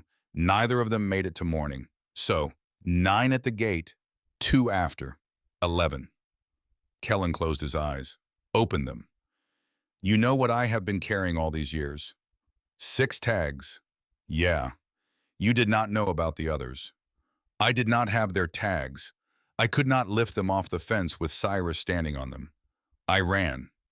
Because I let them tell you I was dead. Kellen looked at him for a long moment. Cyrus. Yes. I have a 7th tag in that box. Cyrus's eyebrows lifted. For who? For you. I made it the night they told me you died. I have been carrying it for years, in case they ever brought me your body. Cyrus was quiet for a very long time. Then he said, softly, you were always sentimental. Yeah. Kellen looked up at the blue eye of the drone judge hovering 10 feet above him. That is about to be a problem for you, he said. He turned his head, slowly, toward the machine. Hey, tin can! The blue eye rotated to look at him. Cyrus glanced up. His smile did not move, but something behind his eyes did, just a flicker. You are legally required, Kellen said, to stay and watch me die. Right. Correct, the drone said. Great. Wonderful. Because I have got nothing but time, and you have got nothing but rules. He worked his jaw, getting comfortable in the sand. So, let us start at the top. Read me the order that put me in this hole. Every statute, every signature, every word. Cyrus's smile widened. Kellen, this is cute, but the drone works for us. The drone works for the law. Same thing, on this planet. Is it? Kellen kept his eyes on the machine. Read the order, tin can. The blue eye pulsed. Statute 114, subsection 9, interference with an imperial sentence. Penalty, equivalent sentence to be administered. Administered on whose authority? Read the signature block. Out loud. Humor me. You people are very thorough. Field authorization, Supreme General Vasco Draven. Uh-huh. And what does Statute 114 require? A field authorization or a filed verdict, sealed by the Council of Equals. Pause. Longer than a machine should need. A filed verdict, the drone said. Sealed. Search your records. Find my verdict. I will wait. I am not going anywhere. The blue eye flickered. Cyrus's smile stayed put, but he shifted his weight. Once. No verdict located, the drone said. So, one more time, nice and slow. Kellen spat sand. Under whose lawful sentence am I currently ahead in the desert? Silence. Real silence. Field authorization is not a lawful sentence, the drone said. Slowly, as if it was reading something for the first time. There it is. Kellen let his head tip back against the sand. While you are in your files, pull the log from the princess's execution. The flask, the one a kitchen girl buried where the condemned could reach it. Your record says recovered. Your own censors watched an executive override rewrite that entry. After the fact. Cross-check it. I will wait for that too. Processing. The eye dimmed, brightened, dimmed. Cyrus was no longer smiling. Log discrepancy confirmed. Entry altered post-event. By Regency override. Alteration of a judicial record is. Statute 12. Uncoded. Unpardonable. Uh-huh. Kellen looked up at the machine. You are not a weapon. Tin can. You never were. You are a judge. Somebody has been using the gavel to break kneecaps, and the fingerprints on the handle are not yours. So here is the question. Your whole shiny existence comes down to. He held that single blue eye. When the order and the law disagree, which one are you? The drone judge went absolutely still. Cyrus took one step forward. Judge, stand down. That is a Solthara command override. Alpha Authority Vascor Draven. Alpha Authority is a Regency instrument, the drone said calmly. The Regency is currently under Statute 12 review. Alpha Authority, suspended. Cyrus's mouth opened. Cyrus's mouth closed. The drone descended. 6 limbs unfolded, and it began to dig. It dug the way it did everything. Precisely. Terrifyingly. Sand fountaining in metered arcs. It talked while it worked, which Kellen chose to find endearing rather than alarming. Unlawful detention. Terminated. This unit has been party to a falsified execution, an altered record, and an unsealed sentence. This unit requires a venue. Buddy, Kellen said, hauling his arms free. Have I got a venue for you? Cyrus drew his sidearm. Judge, as your former handler under Solthara Joint Military Accord, I am ordering you to. Denied, the drone said pleasantly, and one of its limbs snapped out and plucked the sidearm from Cyrus's hand, neat as a bird catching a bug. Cyrus Havelock, it said, you are being detained, pending review, under Statute 12, and under an outstanding warrant. Solar Command, 19 years and 8 months. Standing. Cyrus went white. You made a mistake, Cyrus, Kellen said. Standing up, his knees popped, his shoulders shook. He did not care. You thought this planet's judge was Vascor's toy. He wiped sand off his face. You forgot machines, remember. A small figure came sprinting over the dune line, skirts full of sand, both arms waving. Nell, who had crawled into the beetle trench when the ring closed, and stayed there, because 19-year-olds who smuggle water are also 19-year-olds who know when to hide. She skidded up, chest heaving, held out what she had been clutching the whole time. Kellen's canteen, rescued from the churned sand where the guards had kicked it. You dropped this, she panted. And you look terrible, and is the murder robot ours now? He is not a murder robot, Kellen said. He is a judge with a complicated past. He took the canteen. Something about the small ceremony of it, her holding water out to a person the Empire had thrown away, closed his throat for a second. Thank you, Nell. Are we going to get the princess? We are going to get the princess. Good. Nell set her jaw, and 19 looked suddenly a lot older. Because I have been sentenced to sand twice for that woman, and I would like her to start being more careful with my time. Kellen smiled. A real one. Short, surprised. Then he looked at Cyrus. Cyrus stood in the sand, 2 drone limbs on his shoulders, his sidearm gone, his officer's coat suddenly a costume. Kellen reached into his jacket, pulled out the metal box, opened it. 6 tags, cool in his palm. He lifted the 7th from the very bottom. He had made it years ago, in the dark, on a workbench, with a stamping punch and a piece of scrap solar steel. He walked to Cyrus. He looked at the man who had grieved with him, trained with him, bled with him, and then shot 9 of their brothers on a night with an open gate. He did not raise his voice. You dug your own grave a lot longer than I dug mine, Kellen said quietly. He placed the 7th tag in Cyrus's palm, closed his hand around it. Carry your own name. To wherever they send you next, I am done carrying it for you. Cyrus's fingers closed on the tag. His mouth opened. Nothing came out.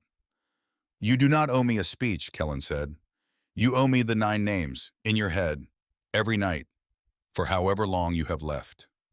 He stepped back. He nodded once at the drone judge. Load him up and get us to the capital. Fast. This unit, the drone judge said cheerfully, carries suborbital thrusters, rated for rapid evidence transport, not for passengers. Great. You will not enjoy this. Story of my week. The capital rose out of the desert like a promise somebody else had kept. White towers, gold roofs, banners of morning purple hanging from every spire. Mourning for Solanya. The regent had already dressed the city for her funeral. They came in low and fast. 1 battered human, 1 small kitchen criminal, and 1 bound former solar colonel, all strapped to the hull racks of an imperial drone judge. which turned out to be the single best disguise in the galaxy. Because nobody stops the executioner. Every checkpoint waved them through. One tower guard actually saluted. "I could get used to this," Nell said, hair streaming. "Do not," said the drone. "This unit is having a moral crisis, not a career change." The Hall of Equals held 10,000 people. In total silence, the council sat in a crescent of high seats. The regent stood at the focus of everything, in mourning white, hands folded, sorrow arranged on his face with the care of a man setting a table, and on the dais beside him, upright, gray-faced, a new collar at her throat, Salanya. Vascor's hand closed on her arm. The right had reached its final clause. "And so," the regent said, voice carrying gently to the last row, "with the succession line extinguished, the regency must, in sorrow, become permanent. Unless," the old formula, spoken like a joke at a funeral, "any of the imperial lines stand present to claim." Silence. He let it stretch. He was savoring it. Later, everyone would remember that he savored it. Then by the law of the doors of the Hall of Equals blew open. Not violently, legally, which was so much worse. The drone judge came down the center aisle. At ceremonial height, blue eye blazing, voice amplified to reach every seat in the crescent. "Judicial intervention, Statute 12. This unit bears evidence of crimes against the succession and delivers a claimant. And from between its folded limbs, filthy, sunburned, in a torn jacket, holding up a shard of living gold light that every soul in that room knew from 10,000 years of carvings, stepped a human." "Hi," Kellen said into the perfect silence. "Sorry we are late. Traffic."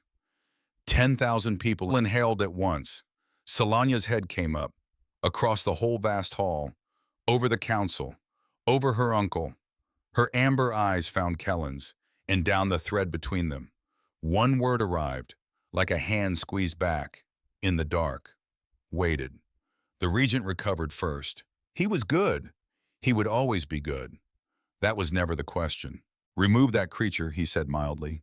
Sadly, grief invites lunatics. It is practically tradition.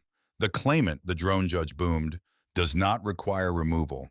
The claimant requires recognition. The sigil is genuine. This unit has verified it, against imperial record, and the claim is not his."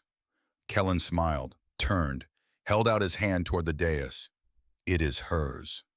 The sigil left his palm like a bird released. It crossed the Hall of Equals in a rising line of gold. Over the council's heads, over the guards, over the regent's suddenly rigid shoulders, and Salanya tore free of Vascor's grip and caught it out of the air with both hands. The new collar shattered. It simply came apart, sheared open by a key that outranked every lock her uncle owned, and skittered across the dais in pieces. The ancestral sigil blazed in the hands of the heir, in front of the Council of Equals, in front of 10,000 witnesses, in the one room in the empire where that could not be undone. "I am Salanya," she said. The hall's ancient acoustics took her voice and gave it to everyone. "I am not extinguished, and I claim." The hall detonated into sound. Under it, through it. The regent turned to Vascor and said one quiet word, and stopped being a mourner. "Kill them." The elite guard moved, weapons rising. Vascor slammed his fist down on a device at his belt, and every column in the Hall of Equals lit with a cold white ring. The suppression field. The bottle. Again. Kellen felt Osiris reach for its fire and close on nothing. "Did you think," Vascor called, almost gently, "I only built one?" Kellen Holloway had spent his adult life living without Osiris.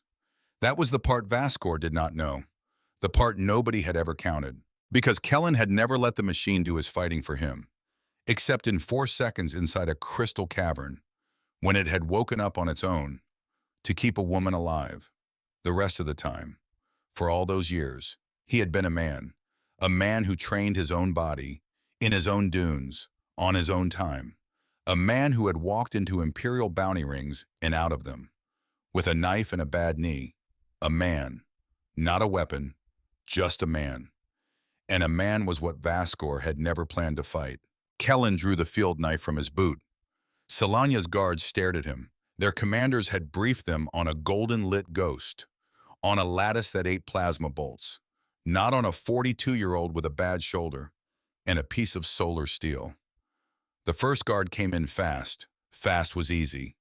Kellen stepped inside the arc, took the wrist, put the knife where the armor did not meet, turned, and the guard was on the marble. Gasping, not dying. Kellen did not want him dying. He wanted him done. Two more guards.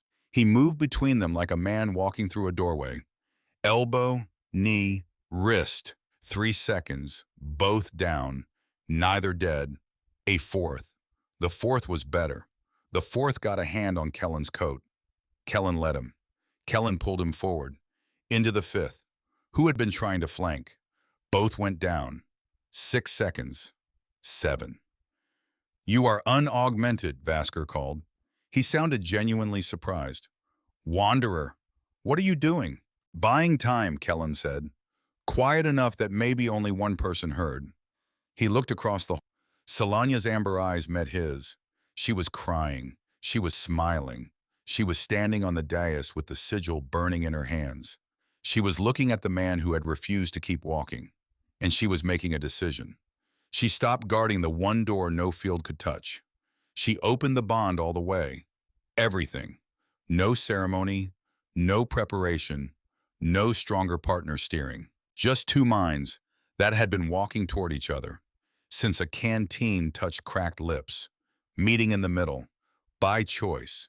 The thread became a river, and Osiris, starved, suppressed, sealed behind white fields, found the one power source Vaskor had never thought to dampen, because it was not on any reading, because it was not solar, it was older than solar, older than Solthara, older than the man in a violet coat holding a device at his belt.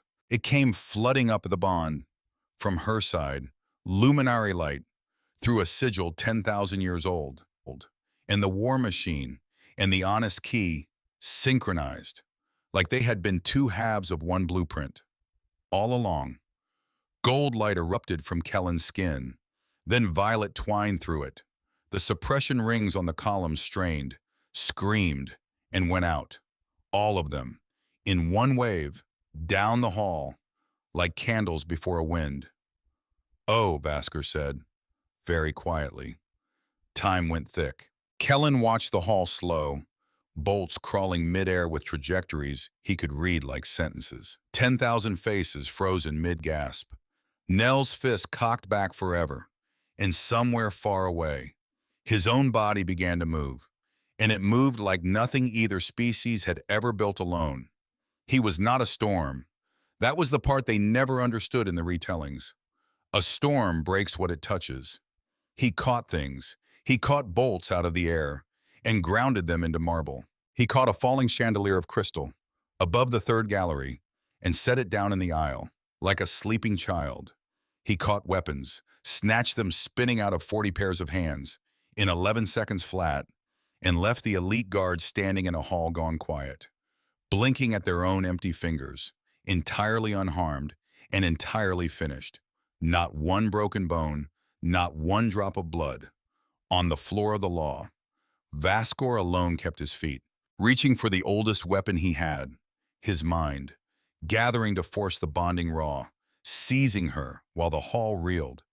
Kellen arrived in front of him between two heartbeats, gold and violet light rolling off him. "You like collars," the man and the machine said together. "Try one."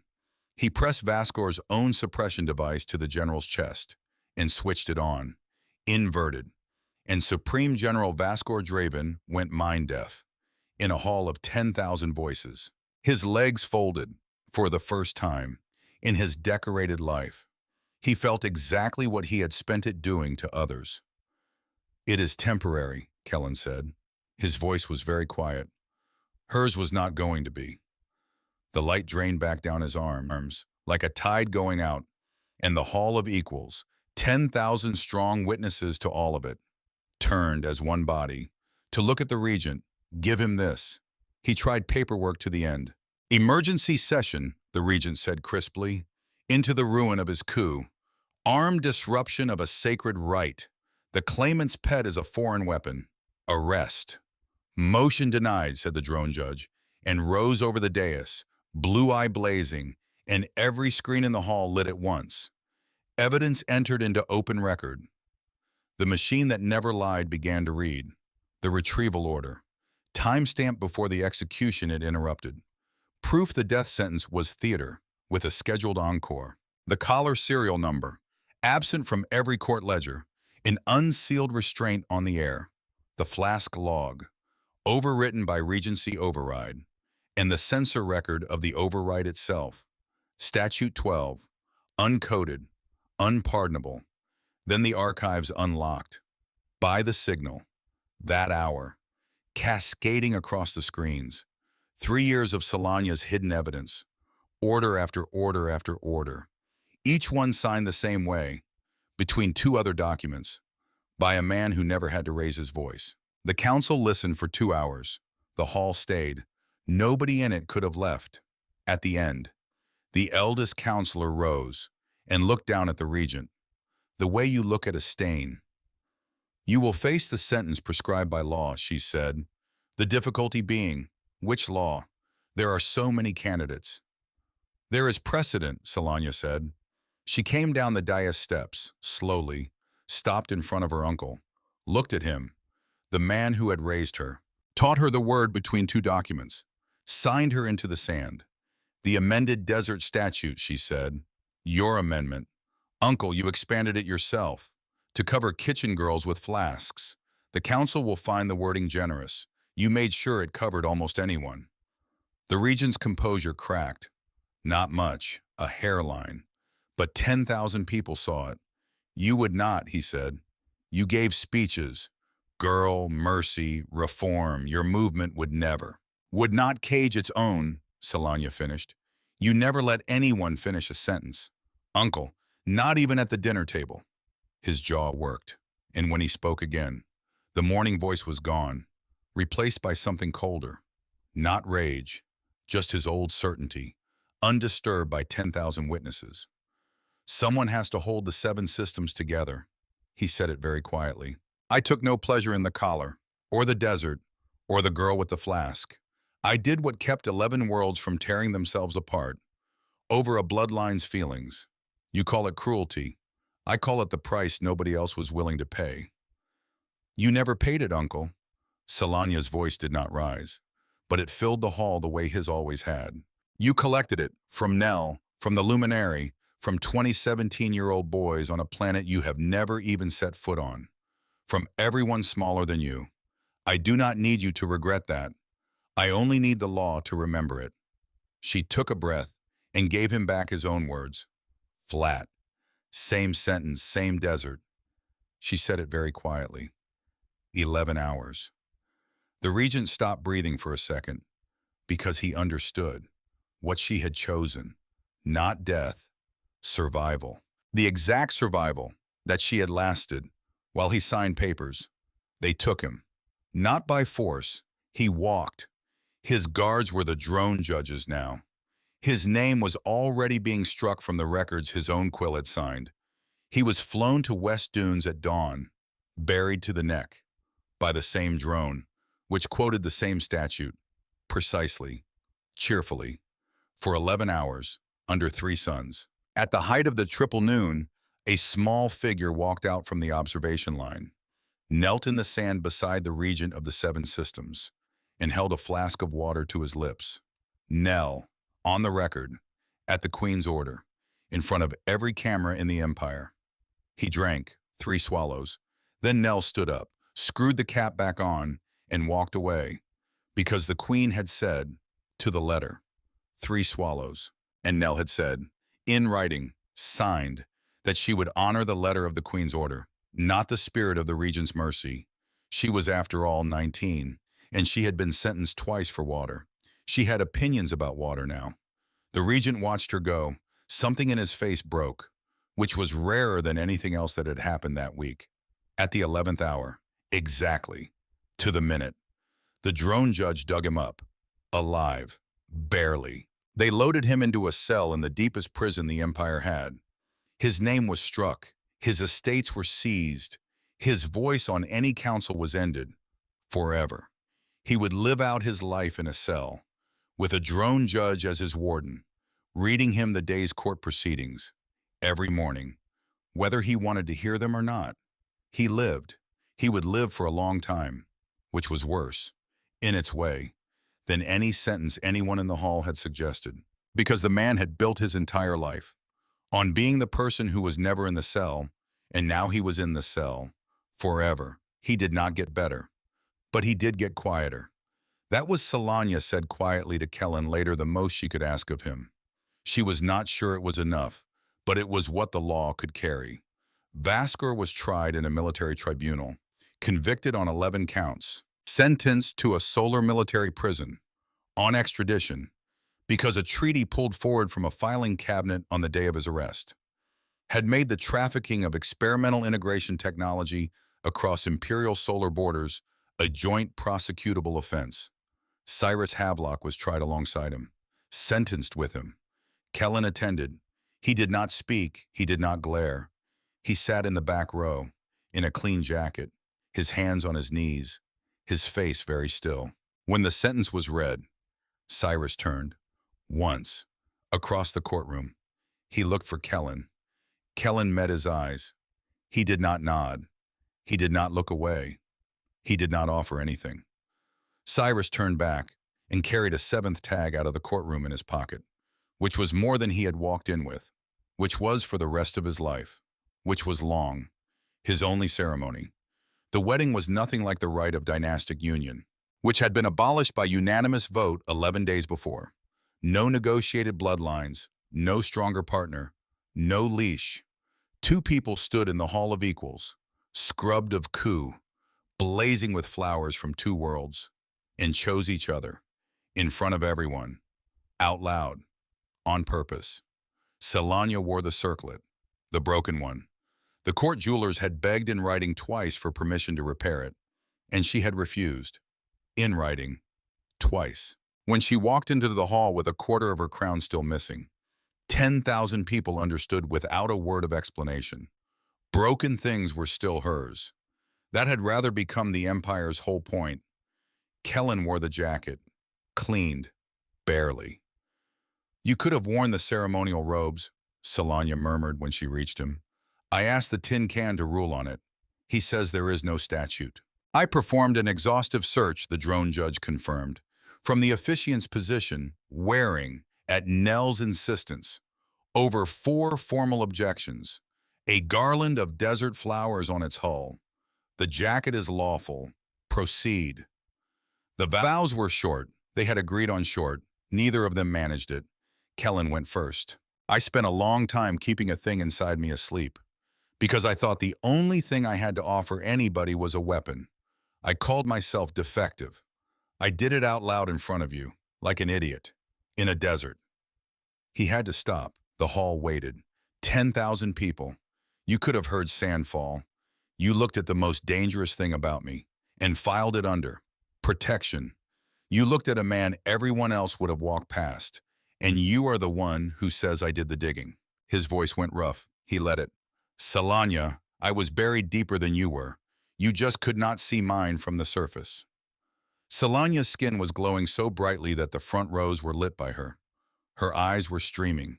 She did not wipe them, because a queen wastes nothing. 11 hours, she said.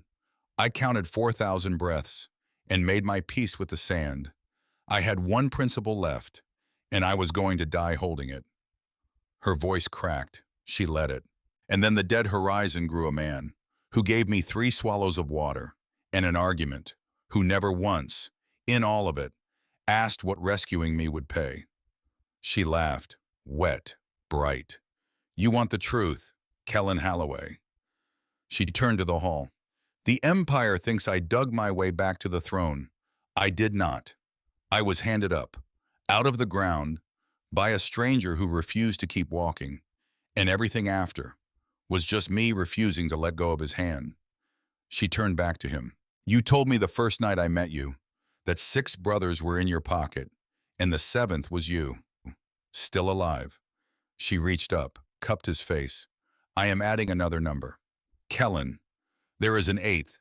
In your pocket now, me, and I am going nowhere. She opened the bond in front of everyone. Light answering light, violet lacing gold, the visible thread of it arcing between them. And the drone judge said the oldest words in the imperial canon, and meant them. The way only a machine that had chosen the law over its masters could mean anything. Witnessed, recorded, permanent. The kiss lasted long enough that Nell maid of honor, first of the list, started the applause herself, out of sheer administrative impatience. They honeymooned on the coast of Solthara's single green latitude, where the desert finally surrendered to a warm, shallow sea, and the sand was soft as sifted flour, and nobody within 100 miles wanted anyone dead. Which was, if the palace staff had any been present, the following state occasion. The queen of the seven systems, buried in beach sand up to her shoulders, laughing so hard she kept undermining her own burial. Deeper, she commanded. It has to be authentic. I was a very dignified prisoner. You were a lawn ornament with attitude. Kellen patted the sand smooth around her collarbones, sat back on his heels, surveyed his work. He pulled the same gray scarf from his pack, years older, and no less ugly, and knotted it over a stick planted by her head. Still the ugliest parasol in the galaxy. It only has to shade there for 11 hours, or until you get bored, whichever comes first. I give it 2 minutes. I give it one. He reached into his pack, came out with a canteen, the same dented one, older now, carried across a desert. A coup, a coronation, knelt beside her in the sand, unscrewed the cap, held it to her lips, exactly the way he had. On the morning the dead horizon grew a man, Salanya drank her 3 swallows, looked up at him over the metal rim, amber eyes bright, sea light dancing on her porcelain skin. Well, human, she said softly, look at that.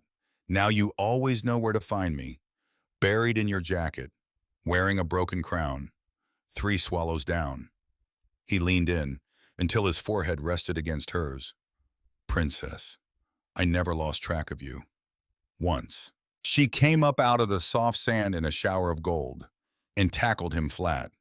The tide filled in the empty place, where she had been. As for the rest of them, Nell was raised to keeper of the queen's household, with a formal writ, the irrevocable right to smuggle water to anyone, anywhere, forever. She reads it aloud at parties. The drone judge serves as high registrar of the council, has officiated 1,100 weddings, and has kept the flower garland, citing no statute against it. Vasker, rank dissolved, serves his sentence maintaining drone fleet landing racks, where every machine he polishes files a daily report on his attitude. The reports are not kind. Cyrus Havelock, in his own quiet cell, 2 cells down the hall from the one that held Solanya's uncle, because a queen has a sense of humor, kept the 7th tag on his desk for the rest of his life. Kellen Holloway does not talk about Cyrus. He does not have to. The tag is not in the metal box under the cot anymore. That much is known, that much is enough, in the royal residence. 2 people who were each buried alive, in their own way, argue happily about arithmetic, share one mind, by choice, and 2 canteens, by habit. They leave one patch of the palace garden as plain soft sand, because some monuments you build, and